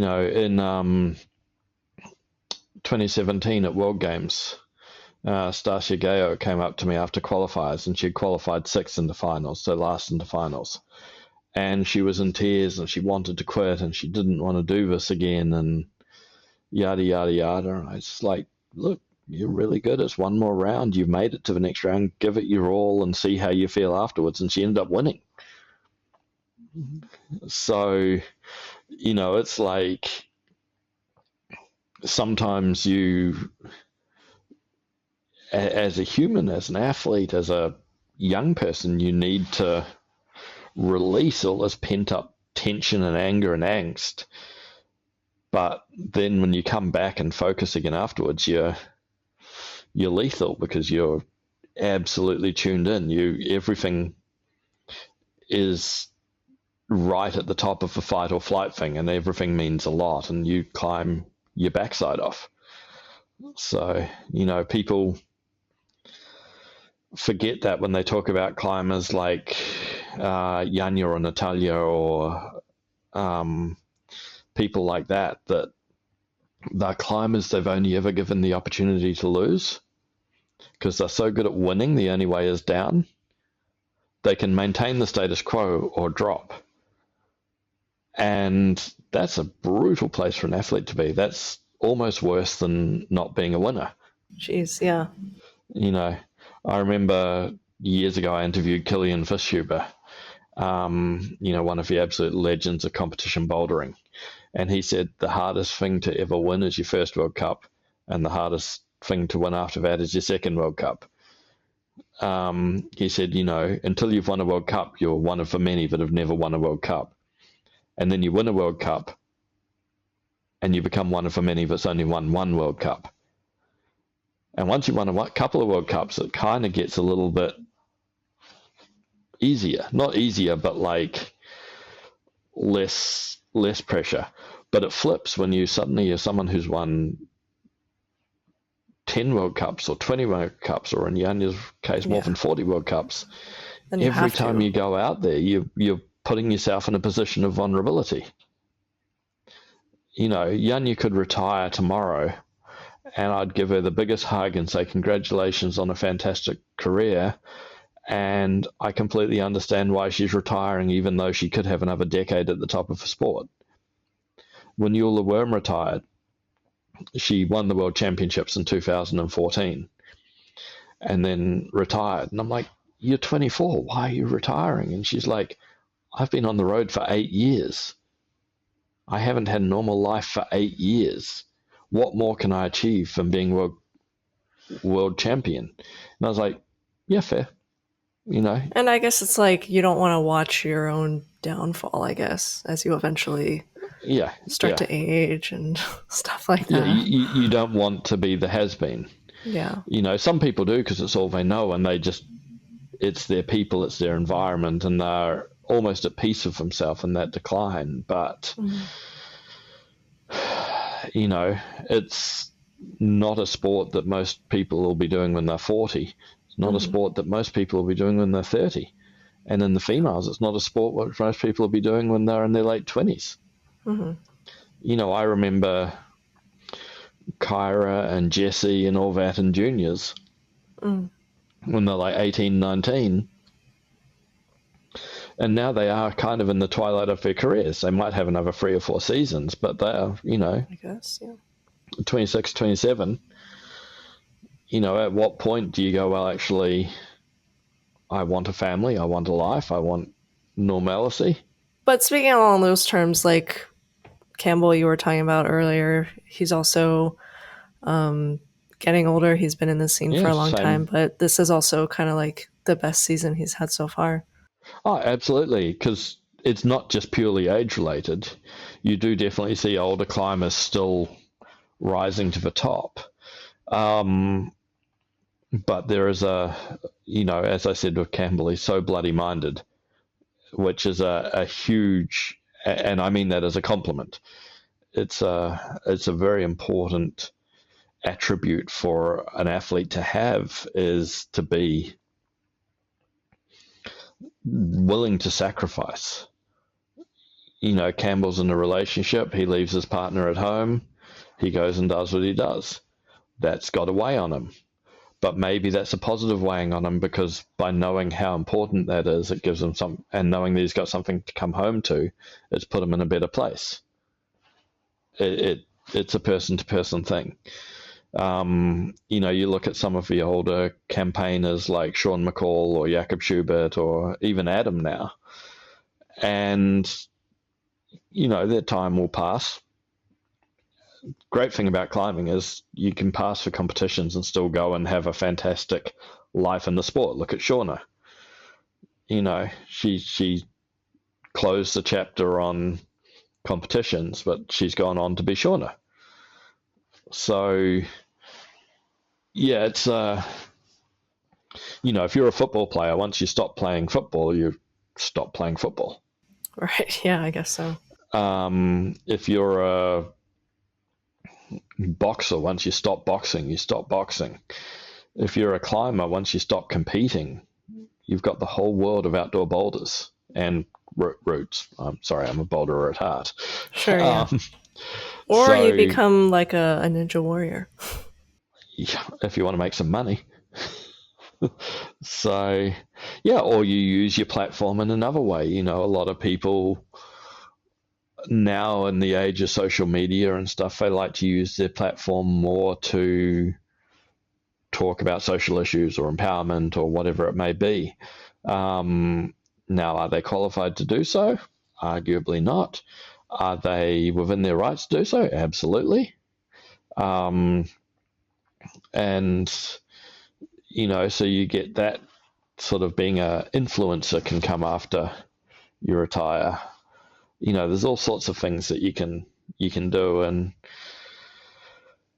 yeah, hanging up your chalk bag for the last time in competition is very different to hanging up your chalk bag for the last time in real life. And, you know, we're lucky that we're in a lifelong sport where, you know, yeah, some people will probably hang up and maybe never climb again, but the vast majority won't. I kind of wanted to get into areas of improvement that you see for the IFSC, since I think you have some pretty strong opinions about that as well. See, and I know people will be sick of me saying this now, and I sound like a broken record, but, you know, last couple of years, because so I had a pretty major knee injury. I said earlier in the episode about how that stopped me climbing at my limit. When I got back to New Zealand, it had become unstable, so I finally had the operation required in putting my knee back to how it should be, but it'll never be the same now because so much damage happened over the years that I was on the road that it wasn't being done. And so I haven't actually climbed in 3 years because I'm too scared to fall now. So maybe that door has shut forever for me. I don't know, but you know, there's days I desperately want to go to the gym, and then I think I don't know if I'm brave enough to. And so I've taken up disc golf as a sport because disc golf is kind of a great retired climber sport because it's physical problem solving to achieve an objective, which is effectively climbing. You know, you've not nearly as physical, so it's good for the decrepit, broken people like me. But it's still, you know, what disc do you use? How do you shape the shots? How do you get to where you need to be? But the thing that's astounded me is disc golf, I would say, is a very similar size sport to climbing. So there's a professional tour, there's a professional body, there's approximately 20 disc golfers, 20 million disc golfers, they said, worldwide. There's approximately 20 million gym users worldwide, according to most of the statistics we see from the IFSC and that. And so disc golf has its pro tour. And, you know, they had Champions Cup a couple of weeks ago, and first place is $9,500, and they pay down to 40th. And you get, what, 2.5 for winning a World Cup, and they pay down to 8th? Like, you can't actually survive being a competition climber, even if you won every World Cup you went to. And that's not a sustainable way for a sport to exist. And I think that they need to, for starters, I think they need to have prize money down to everyone who makes semis should get prize money. If you're televised, you should be paid. I also think semis should be 20 for lead as well as boulder, because I think 26 is a bit of a hangover to the old days. Yeah, do you know why it's 26? Seems kind of random. Just like a division to 8. Oh, not even. I don't know. No, I've got no idea. No, I was spitballing, but nothing. But I think it'd speed up the event, make it run smoother if it was just 20 in each. And I think if you're televised, you should be getting money. Yeah, that makes sense. And so there's a couple of big changes I would do, which would forever change the IFSC. The first thing I would do is I'd stop competing for countries. I'd get rid of national federations. I would compete for sponsors, and your body is the real estate that you can put sponsors advertising on. So if you're a North Face Scarpa athlete and you're climbing logoed up in North Face Scarpa, North Face and Scarpa are going to pay you better. Because at the moment they get these tiny little sponsor things that they can put on. But you might be an Adidas sponsored athlete climbing for a country which has a North Face outfit, and there's all these limiting factors. And why does a sponsor want to pay real money for a 2-inch by 1-inch patch on the back of your shorts that your harness is covering half the time anyway? Is that like something that disc golf does? It's like individual sponsored? Okay. You're individually sponsored and you compete on, and tennis and many other sports.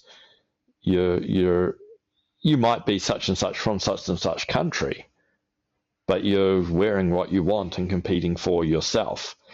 And you get into events on your rating and your ranking, not on a national pick. And if that means that there's 20 Japanese guys that are good enough to be in the World Cup, well, if they've got sponsorship, then there's 20 Japanese guys in the World Cup. That's fine. It's almost embarrassing that we cull some of the top athletes because there's so many good athletes from that country, and then let in much lower athletes from another country just to make quotas. So that would be the first thing I would do. And then the second thing I would do would be I would massively raise entry fees. But the entry fees would go back into the prize pool. If people want to compete, they're spending so much to go to these competitions anyway. If you make entry to a World Cup $500 and you've got 120 guys competing, but the top 40 say get paid, and everyone's putting $500 in, suddenly you got a $70,000, $60,000 prize pool that you can then go, okay, your winner gets 15,000, your second place gets 9,000, your third gets 6,000. Go, and you make sure that even the last cash gets more than the entry fee.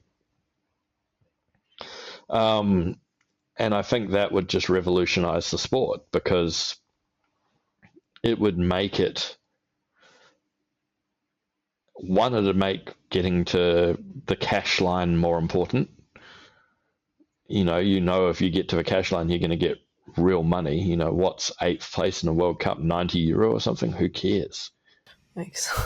Yeah. Okay, great. So you've flown from Great Britain to China, and it's cost you €2,000 in flights and €1,000 in hotels and €500 in food, and you come 8th, and they go, here's €90. What?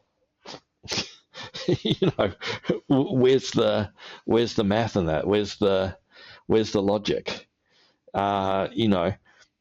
And I think if you get rid of the federations, now a lot of federations pay their athletes, but a lot of federations don't pay their athletes. You get rid of the federations, and instead you turn around to the climbing hold manufacturers, the gyms, the people with money, and you say, look, we're a professional sport. It's about time you started putting in. If you're touchstone climbing and you've got 10 gyms through the country, you can afford to sponsor half a dozen climbers. If you're Boulderveld or Studio Block or Climbing Works, you can afford to sponsor a climber or two. They're effectively just an employee. You're just paying them to compete for you, rather than because they're representing your brand and they're an advertisement for your brand. And yeah, that makes a lot of sense.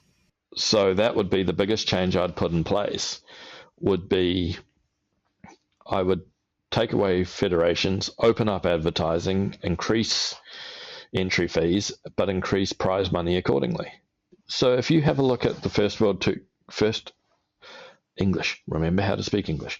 If you look at the first 2 World Cups this year, okay, you had China and you had the US, and you had half the climbers made the effort to go to China, and the other half made the effort to go to the US.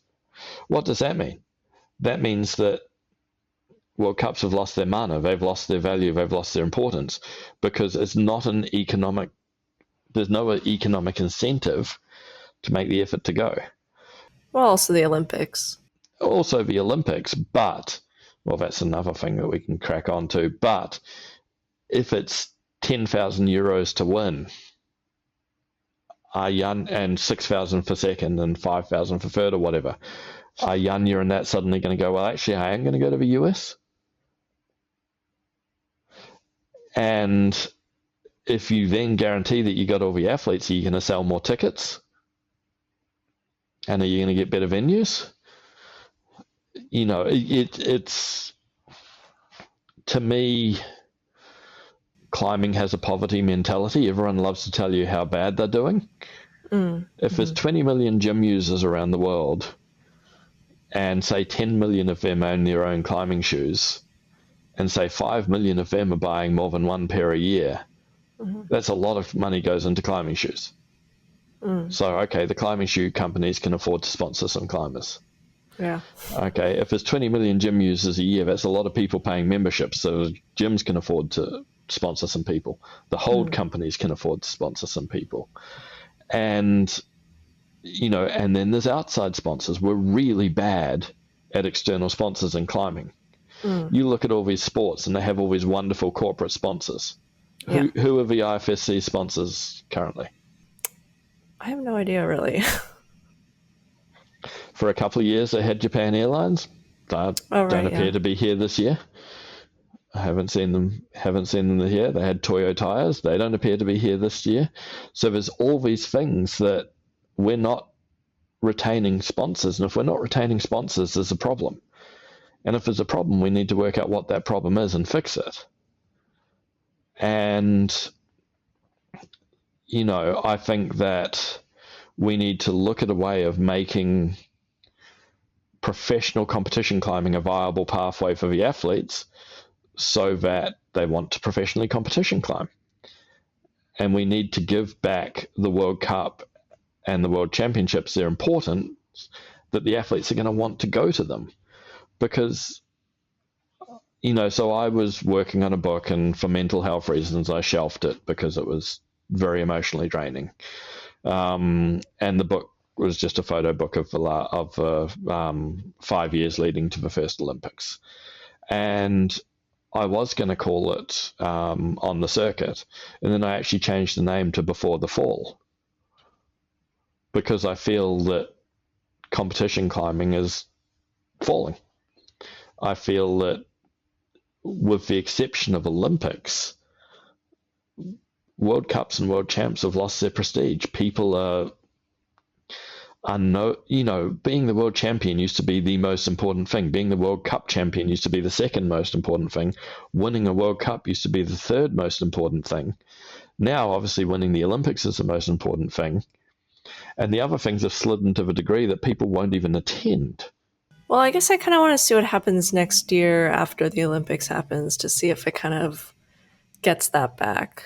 Since it won't be an Olympic year, well, that's the thing, because we had a messed up Olympic schedule because of the delayed Tokyo Olympics, so we've never had a proper cycle. So that is one thing that we have to look at. But I mean, I'll tell you right now, if the prize money is not there, a lot of these athletes that have put so much into going to the Olympics will probably take a year off, or at least a bunch of comps off, and then you're left with the same issue. You know, if you turn around to Yanya and said, Yanya, you've had a great season, you've won 5 World Cups, you've made 10,000 euros. You turn around to her and said, Yanya, next year, if you win that number of World Cups, you're going to have 70,000 euros. Yeah, that is a pretty big difference, actually. So, and we keep cannibalizing and internalizing our resources. You know, obviously we need to pay route setters, we need to pay venue hire, we need to pay all these things. I appreciate that. Do we need to send the IFSC on holiday every year to a different part of the world for their plenary assembly? Because, you know, they just were in Chile a couple of months ago. Last year they were in whatever part of the world. The year before that they were in, was it the US? I can't remember. And they fly their whole staff across, 12, 13 people, jump on a plane, probably not all in economy. They bring in, the members of the board from Japan and the US or whatever, probably not in economy. They fly to these places. They probably don't stay in a youth hostel. And they have a meeting. Have they not heard of Zoom?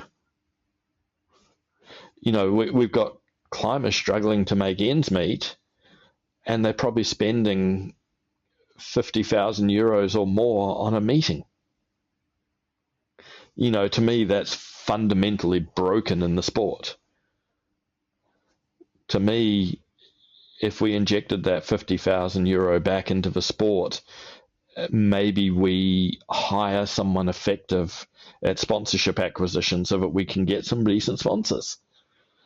So for me, that's a huge thing. And the other thing, and I know there's a lot of good people at the IFSC. I've worked with several, but the IFSC has, over the last several years, picked up a lot of quote-unquote middle management from other sports who I would say are not invested in climbing. They're just sports administrators. But I would question whether they have our best interests at heart or whether we're just a step on the career progression for them.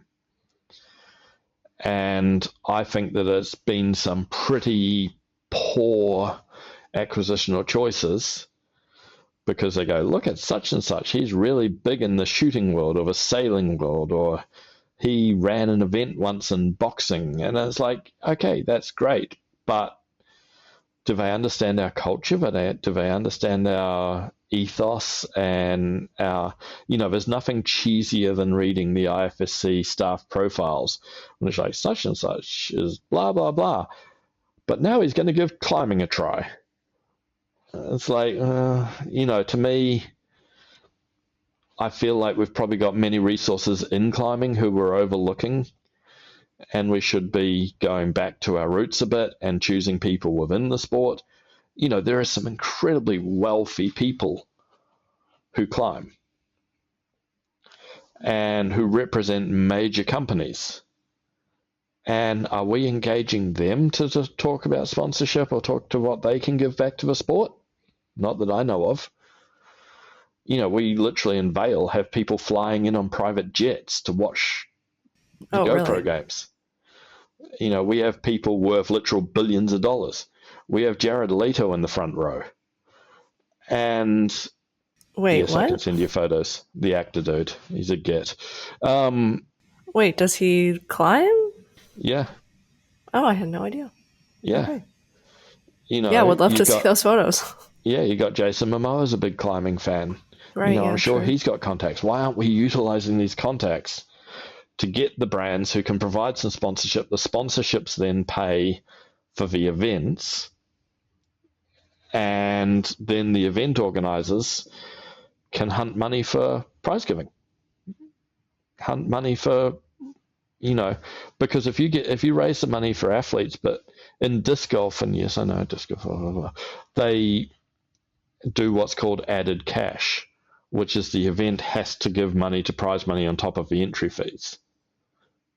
So if the event gets $50,000 in entry fees, the event then has to put in $50,000 of its own towards prize money. So, I think I always described the IFSC, I had like an analogy. It's a little bit out of dated now because everyone shops online, sorry. But I always said, it's like, can you imagine walking into a mobile phone shop? Really nice mobile phone shop. You've got all the different brands. You've got all the different models, all the different handsets. And the IFSC own the phone shop. And you walk in, and the athletes are the phones. And every phone is unique, and every phone does something different, and every phone has different strengths and weaknesses. And you say to the IFSC, hey, I want a phone. And they go, look at our pretty shop. Isn't our shop pretty? Look at our new walls. Look at this, look at that. And you're like, yeah, but what about the phones? Well, we got a really good new computer system here. Look at this. Yeah, but what about the phones? The athletes who are the phones, are not the priority. It's everything else is the priority. And the IFSC has to be athlete first. So yeah, for me, it's so incredibly important that we are an athlete-focused sport. And I do feel that that is not what we appear to be, because we're not looking after the athletes. We're not giving them a financially viable option to exist in the world. We're not letting them be professionals. We're not letting them make a living. We're relying on them scrounging, doing GoFundMe pages, leeching off their parents, because it's not a sustainable model. That's not, I would love to see the whole IFSC board gone and half the staff gone, purely because I think that we need new blood.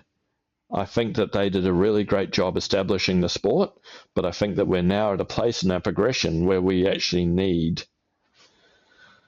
people coming in who are forward thinking and have the right focus on the future. And I don't think that the board, as it stands, can stand there and say, well, look at what we've done over the last however many years to do this. All they've done over the last however many years is basically Olympics, and everything else is secondary. There's been train wrecks every year, whether it be R-Skate with Johanna Faber, whether it be Red S, whether it be whatever. Climbing's great at making it into the news for all the wrong reasons. I think some people won't know that reference, but those that do, those that don't. But climbing's great for making it into the news for all the wrong reasons. Well, maybe we need to change those bloody reasons. Yeah, it sounds like sponsors is probably one of the biggest things. I guess I'm not as sure about having athletes pay more for entrance, because obviously a lot of them are already struggling, and I think the IFSC also tries to do stuff with universality and trying to get athletes from smaller countries who maybe don't have as much opportunity to compete at a high level, and that might kind of make it difficult for those athletes to get a chance and that experience.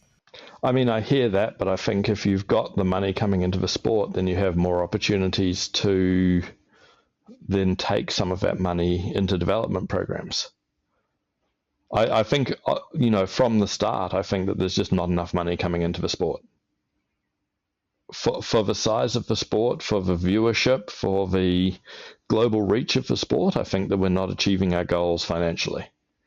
And so, yeah, I'd like to see, maybe the raised entry fee isn't the right way, but I'd like to see in some way, and this is why people much more intelligent than myself are employed into these positions, to come up with solutions. Well, I mean, I think those are kind of the best solutions I've heard so far. So most people, I think everyone knows that there should be more money coming into comp climbing, but no one really knows a way of how to do it. So yeah, I think sponsors. Yeah, and at an athlete level, sponsoring an athlete for a year, if you're a gym, is the equivalent of an employee. And, that's because then if they also have a shoe sponsor, if they also have some apparel sponsors, guess what? Between the three, they're covered. I know multiple World Cup winners who were getting offered $3,000 shoe deals. And that's just a joke. I know one of the very good climbers who was sponsored by a pretty major shoe company, and they're getting $26,000 a year. And that's still not even a wage. And if you are spending $20,000 a year on travel, that's leaving you $6,000 a year to live. So you're grafting. You're having to coach, to rely on your parents, to rely on your partner, whatever it may be. How many professional climbers are actually living comfortably? And that's, if the answer is more than 20% out of climbing, I would be surprised. And I'd say if the answer is less than 80%, it's unacceptable. Because the answer should be 80%, but I think we're less than 20. So to me, there's a big disconnect that has to be addressed. And yeah, as I said, I do feel that the current board has done a lot of work, but how long do their tenures need to be before you go, let's bring in someone with fresh blood? I'd like to see some of the guys from IFSC Europe, for instance, step up, because I feel like they're more energetic, younger, forward-thinking. It was obviously it's a tragedy, the invasion of Ukraine by Russia, which is a terrible, terrible thing. And because of that, I had to make a hard choice not to publicize Russian climbing or anything to do with Russian climbing on my social media. And one of the things at a personal level that is inconsequential compared to the actual depth and breadth of the conflict, but to me was I always wanted Dmitry Bishkov, president of Russia Climbing, to be the next head of the IFSC. Because if you look at what he's done for climbers in Russia, so much. He was a younger guy with vision who grew the sport from the doldrums in Russia into a major sport. And now obviously that can't be now because of global politics, but Heiko Wilhelm's another one who I think could step into a role like that and really excel. His name slips me right now, but the ex-head of Austria climbing before Heiko, Michael Schimpf. Like, I would love to see someone like him given the reins of the IFSC and told to run with it, because I think they would revolutionize it. I don't have a lot of time or respect for many people in the board or in the workings of the IFSC, because I think that they're squandering opportunities. And I think that they're doing more damage control than development. So I guess that kind of transitions into one of the Discord questions. I guess we can kind of move into that. Just like a last couple of questions since we're running low on time. One of the questions that came in was, do you think it's possible that there could or should be an alternative to the IFSC? And is that something that's viable or would maybe be better? So 100%.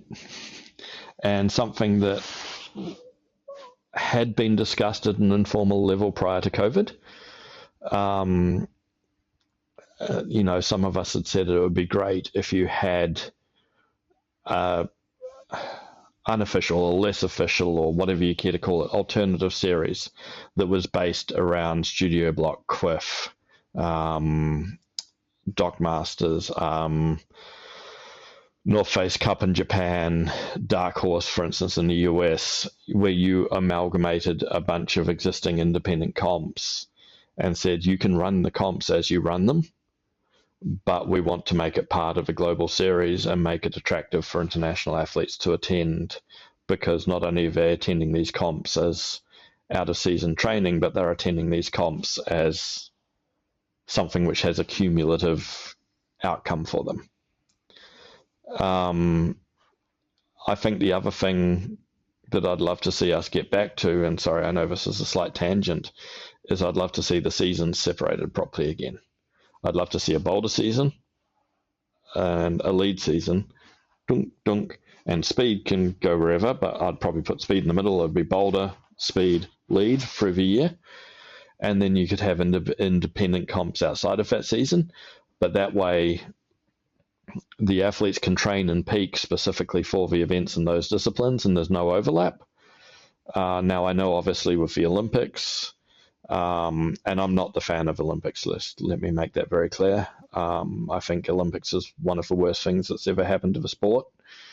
But I think that has broken the individual disciplines because of the combined aspect, and which is my problem with the Olympics. Well, I mean, they're working towards it, at least. I know they're working towards it, but I've from a personal level, I would have preferred us not to be in the Olympics until we could provide the product we wanted to the Olympics, rather than us create a mongrelized product that really didn't represent the sport at its peak. It was a bit embarrassing watching the lead climbers in speed in Tokyo and the speed climbers in Boulder at Tokyo, sort of thing. Oh, but I loved seeing that. See, I didn't. I wanted to see the best speed. I would have been much happier if Olympics had just been speed initially. To see the best in the world at a discipline representing themselves as the best at the world. Asking climbers to be something they're not, asking boulderers to lead climb and vice versa, I still don't think is a clean solution. I hate the fact that they changed combined as much as I don't like combined, because for the sake of continuity, whoever wins this Olympics has won a different format to the last Olympics. So what happens to LA? Do we then have if we get all three disciplines, is it then a different? The whole thing, I think we were too busy desperately trying to fit in, rather than standing our ground and saying this is our value as a sport and this is what we represent. Yeah, I guess I'm not sure their perspective or what happened behind the scenes, but I guess I was assuming it was either you only get one medal or just like don't even bother, like it's not going to happen. And as I said, personally, I would have preferred that to have been speed. Well, I Purely think because it's the easiest digestible, even though it's the smallest discipline, true. And I'm not actually a huge fan of modern speed. I would have preferred that to just showcase the best speed climbers in the world, rather than showcase it'd be like taking a bunch of the best track and field athletes in the world and making them do decathlon, but they're not decathletes. Yeah. So it'd be like saying, well, yeah, you got to do shot put and long jump and hurdles and running. Oh, but you're a javelin thrower? Well, too bad. That's what you got to do these. I feel like their thought process was like a foot in the door technique. Like, we get all three, and then, because if it's just speed, then they could just be like, well, we already gave you speed. Why do you need more? Yeah. Yeah, I understand the argument. I just don't think that the solution was attractive. I think that the damage it's done to the World Cup Series and the World Champs actually counterweighs any benefit. Yes, a few athletes have done extraordinarily well out of it, but the vast majority of athletes have probably regressed from it. Do you think it'll go back to normal once everything's split out into 3 different disciplines in the Olympics? I don't know how long we'll be in the Olympics. Like, you think we'll get removed? Well, I can see us being in LA because LA, the US has a strong climbing culture and they have athletes that are relevant for medals. Are we going to be in Brisbane in 2032? Are we not? I didn't know that was an option to not be in it anymore. Well, this is the question. Like, how many strong climbers does Australia have? By then, will Campbell and Osh still be around? Will the next generation be medal prospects? Does Australia want to spend hundreds of thousands of dollars building a climbing stadium for a sport that they won't do well in? We're still a fringe sport. As far as I'm aware, we're not a core sport yet. Oh, really? Well, I guess I kind of thought once you get into the Olympics, you kind of just stay there. No, like, they don't remove sports, do they? No, they can. They can and do. Geez. And so that's the thing. If Olympics disappears after 3 Olympics, was it worth it? I desperately hope that we make it for Brisbane. I think that once you've done 3, you should pretty much be a core sport, but I'm not sure how that works with us changing the format of the sport every time. Oh, interesting. There's layers of politics and complexities behind this that I'm not au fait with. And so I can't give an expert opinion, but I can definitely see challenges. I mean, ideally, yes, I'd love to see 3 disciplines competing for 3 medals, and I'd love to see the World Cup's given back their relevance because people aren't having to sacrifice to train for something that isn't their priority, so that they're better in an Olympic qualifier. But it's also going to change the sport going forward because, back in the day, a young boulderer coming up was a young boulderer, a young lead climber was a young lead climber, and so on. Now, the cross-pollination of skills from this, you always had some multidiscipline athletes, but now you've got more than ever. So is that a good thing? I don't know. Maybe it is. I won't lie. You probably won't find anyone less interested in this year's Olympics than me. Because I am quite jaded by the impact that the Olympics has had on the World Cups, and so I'm pretty anti. I hope the athletes do well. I hope the athletes have a wonderful time. I hope the athletes and the presentation of the sport really sells the sport to a broader audience and grows it. But I, at a personal level, am less engaged in it than I am in a lot of other events. So, I still think it's a lottery. I still think the scoring system leaves a lot to be desired. I still think the selection process is ridiculous. I think that this close to Olympics, when you have however many athletes don't even know if they're going to be in yet, so how is their training cycles going? I think it's way too close to the Olympics for these guys to be still trying to qualify in. They should have known 6 months ago.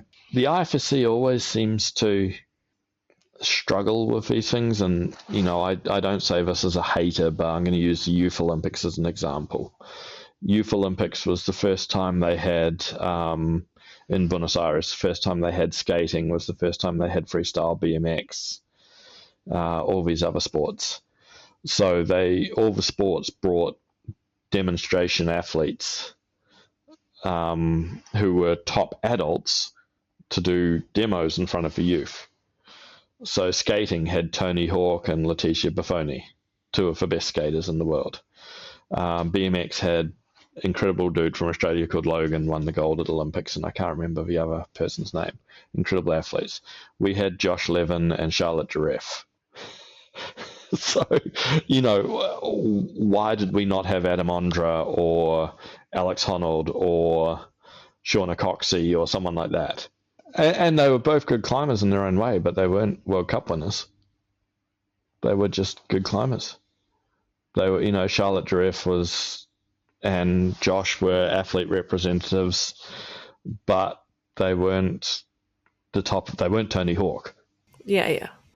When they had the exhibitions on for the sports and they had Tony Hawk and Leticia Buffoni out on the skate ramp and there were thousands of people around watching. When they had the exhibition on for climbing, there wasn't thousands of people watching. So, that sort of thing seems to just be the prerequisite short-sightedness that I just don't. When you're watching it, you're like, how did they miss this opportunity? So, yeah, that's just me. I'm a grumpy old man at times. I'm a bit cantankerous and. Now they're trying with Alex Honnold, so maybe they've learned some lessons. I thought that was a huge step in the right direction, and yeah. I won't lie, I was incredibly impressed by his commentary. I thought he was just unfiltered enough to do an excellent job in co-commentary. Got the personality for it. Well, I was surprised because I've only met him in passing a couple of times over the last decade, and obviously I'm not friends with him, so because I've only met him a couple of times, and he didn't really come across as Mr. Personality, but he turns it on for the camera, I guess. He turns it on for the camera, and he's obviously savvy enough and sharp enough. But yeah, I was very impressed. Yeah. Okay. One last question. I think we'll harken it back to the climbing photography. Come full circle. What are the differences between competition climbing photography and photography for other types of climbing, just like small gym climbing or alpine sport, trad stuff, if you've done any of that? Well, obviously I haven't done alpine. I quite like being alive. I agree. I refuse to photograph soloing.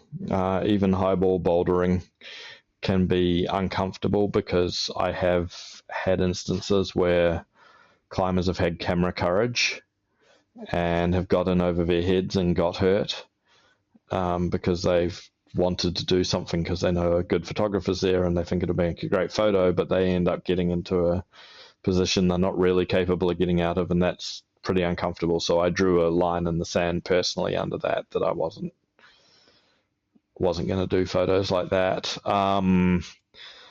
Obviously, one of the big differences is outdoor boulders. You've got a range of different perspectives. Outdoor routes the same. One of the major hindrances is they tend to be in public areas, and so it's incredible how messy climbers can be. So you're up on a rope shooting down on someone on a hard route, and it looks like a tip on the ground because climbers have emptied their bags everywhere. And so you're trying to like take clean photos without showing that there's down jackets and rope mats and sandwich wrappers and everything everywhere. That's actually one of the bigger challenges for me shooting outside, is that if you've got a background, you have to try and ensure that the background is clean. Conditions can be pretty character building because good climbing conditions can be horrible. Oh, I hate it. Yeah, like it's cold, it's misery. I shot Nathan Phillips on Voyager, and so I'd just been in Bishop shooting for a while, and Bishop was about 10-15 below freezing, but it was the desert, so it was actually quite comfortable because as long as you had a down jacket on and thermals, you were, it was very dry air and quite comfortable. Then I went to Sheffield, and Nathan had just done Voyager, so we wanted to get some photos on that because it was this legendary Ben Moon boulder, beautiful, looks out over Burbage, and it was about 6 degrees Celsius, so about 42, 44 Fahrenheit, but it was humid and windy, and we're wearing everything we owned, and we warmed up in the gym, drove up there. Within 40 minutes we had to leave because we were freezing solid, and it was just grim. And he's stripping down to t-shirt and pants to get on the climb, and then as soon as he's off, he's ragging up and everything, beanie back on, and it's just, the conditions can be, the guys doing Burden of Dreams last winter, the conditions there just for Will and that looked crisp, very crisp. Wait, so quick detour question. Does this happen after they already do the climb and then they just like take photos pretending like they're doing the climb, or totally do you go depends. out I prefer to get actual attempts. That's the goal, is to get actual attempts. But sometimes for a sponsor or something, they might say, "Oh, can you get photos after the fact?" Or, for instance, it depends on as well the climber. So Jimmy Webb was trying the game in Boulder Canyon, which is a legendary hard Daniel problem. I think it's Daniel. Sorry to whoever sent it first if it wasn't Daniel. And I said, "Hey, can I take photos of you on it?" And he said, "No, look, while I'm working it, I'd rather not because it adds pressure." And yeah, exactly. Respect. So I left him to it. About half an hour later, he drove up and said, "I've just done it. Can you come down and take photos of me on it?" So I then went back and took photos of him on it just after he'd done it. Flip side, for instance, Rustam Galmanov, when he did the second ascent of Hypnotized Minds, which is a very hard Daniel V16 in Rocky Mountain National Park. And we were there for the whole process, so I took photos right through. But I actually, when I went, he's going to send now, I actually flipped to video and videoed the send because I was like, well, that's going to stop anyone going, "Oh, well, did he really do it?" So even though I'm not a videographer, I'm definitely a photographer. I flipped to video just for the send, which was reasonably clean video until he gets to the top and I'm shouting, "Can someone put mats under the top out?" and scurrying backwards to get out of the way. So the video goes a bit average then. But yeah, you're trying to take photos of them while they're doing it, but it comes down to the climber. Some of them, are just a bit, the outdoor climbers can be, outdoor climbing is, being an elite outdoor climber can be freaking grim because you got to go to these out of the way places, wait days for the right conditions, have a couple of attempts, split a tip, go back to your Airbnb or whatever, wait days again for the conditions, go out, split another tip. It's not a glamorous life. It's pretty dedicated. But it actually reminds me of a fun Will Bosi story. We were in Innsbruck for World Championships, and some guys came up, and I was standing with the English boys, and they said, "Oh, are you Eddie from the circuit?" And I said, "Yeah." And they said, "Oh, can we get a photo with you?" Which was embarrassing because I was standing next to Nathan Phillips and Jim Pope and Will Bosi, and I said, "Well, no, take a photo of these guys. I'm just a photographer. These guys are stars." And they're like, "Oh no, we always followed your photos. Can we get a photo of you?" Oh, wow. So I was like, "Only if you have the other guys in the photo." So I made sure that it was me and the good climbers in the photo.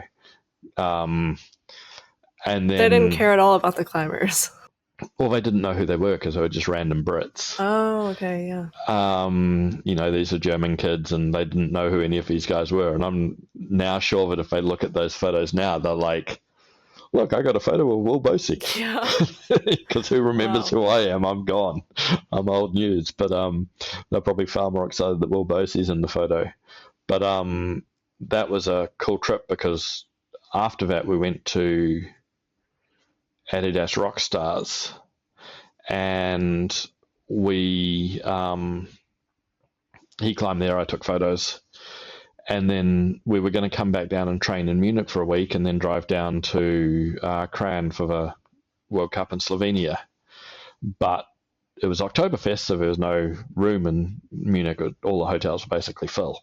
So we drove down to Magic Wood, and I said, "Hey, do you want to go bouldering instead?" So I drove him down to Magic Wood, and he jumped on. He did practice it for Wild, and while we were there, Felipe Camargo, Vadim Timonov, Dave Graham, Giuliano Camillini, all working practice. And Will, who's pretty much unknown at this stage, just walks it in like 3 days.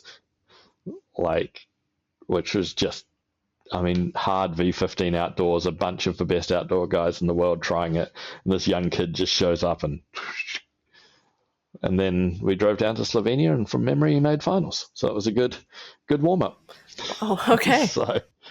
But it's been excellent watching his progression as a climber. He's an absolute hero. He's a legendary hard man. Yeah, honestly, I didn't know he did competitions. So He was very good at competitions. Interesting to know. And lead competitions, even though he's a very good boulder, he's a very good lead competitor. I had no idea. So, yeah, he's made a bunch of finals. So made finals in Chamonix as well. And, yeah, well, that's the problem with you youngsters. I know. I got to look back, but there's just so many. There's just so many. And COVID was such a speed bump, and a lot of people changed their priorities and their futures. And then, yeah, that was like, there's like a pre-COVID period and a post-COVID period, and absolutely. The sport has changed hugely. I've been, except for coaching, I've been off the road internationally since COVID, and it's funny when you watch it now. It is a different generation. So the young kids I remember are now the old stages. And the old stages are all retired and sitting behind their keyboards talking about how it's not like it used to be. Yeah, I've heard that a lot of like the young kids grow up now wanting to specifically do competitions. And of course. Yeah. But then, that was the same even in the day. But then once they finish their competitions, they realize they've got the tools for outdoors. Yeah. Because what people don't realize is that to be a good comp climber, you're doing all these funny moves. But you're only doing these funny moves is because you're so good at the normal ones that they need to do something to differentiate you. And so if you're a very good comp climber and you can adapt to rock, you're probably going to be a very good rock climber. Yes. I'm sure you have plenty of other stories, and I'm sure they're extremely interesting. I could write a book. Yeah, I think you should work on that because we're definitely out of time. And I appreciate all the time that you spent with me today. This is going to be an awesome episode. So yeah, I just want to thank you for joining me. Anything that you want to shout out or let people know where they can find you or talk about future book plans? I'm the circuit climbing on social media. I still exist to a limited degree, not as much as I used to. Who knows? One day my book might come out. Who knows? One day it might not. I also want to give a huge shout out to the brands that sponsored me over the years. Obviously, I'm not active with a lot of them, but like climbingholds.com, Adidas 510, Mad Rock, Carbon Grip, Climb Skin. So many brands helped me over the years, which, being a photographer, you're generally not the person in the spotlight.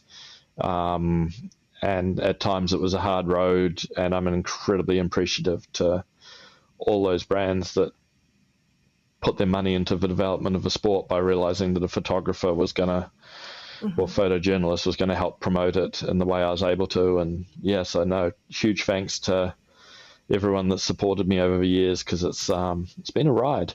And let me know if anything comes out. I can shout it out.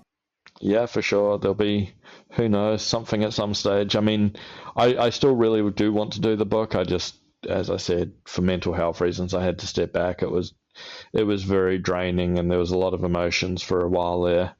But the great thing about the book is it's a part of history. It doesn't have to be on time, because it's already covering a historic period. And my goal for the book was always something that, one day Hannah Schubert's going to be sitting there with her grandkids sitting on her lap, and she'll be a little 85-year-old lady, and she'll be showing her grandkids photos of what she did when she was young. And I'll probably be long dead, but she'll be like still talking about the work I did. So, that legacy aspect of photography and capturing something for the future is, I don't want it to go to waste. So I will eventually get the book out, and, one day. Leave that impact. But yeah, thank you again. It was amazing to talk to you. No worries. Thank you very much. Yeah. Thank you so much for making it to the end of the podcast. Don't forget to like and subscribe if you enjoyed. Otherwise, you are a super fake climber. If you're listening on a podcasting platform, I'd appreciate if you rate it 5 stars, and you can continue the discussion on the free competition climbing Discord linked in the description. Thanks again for listening.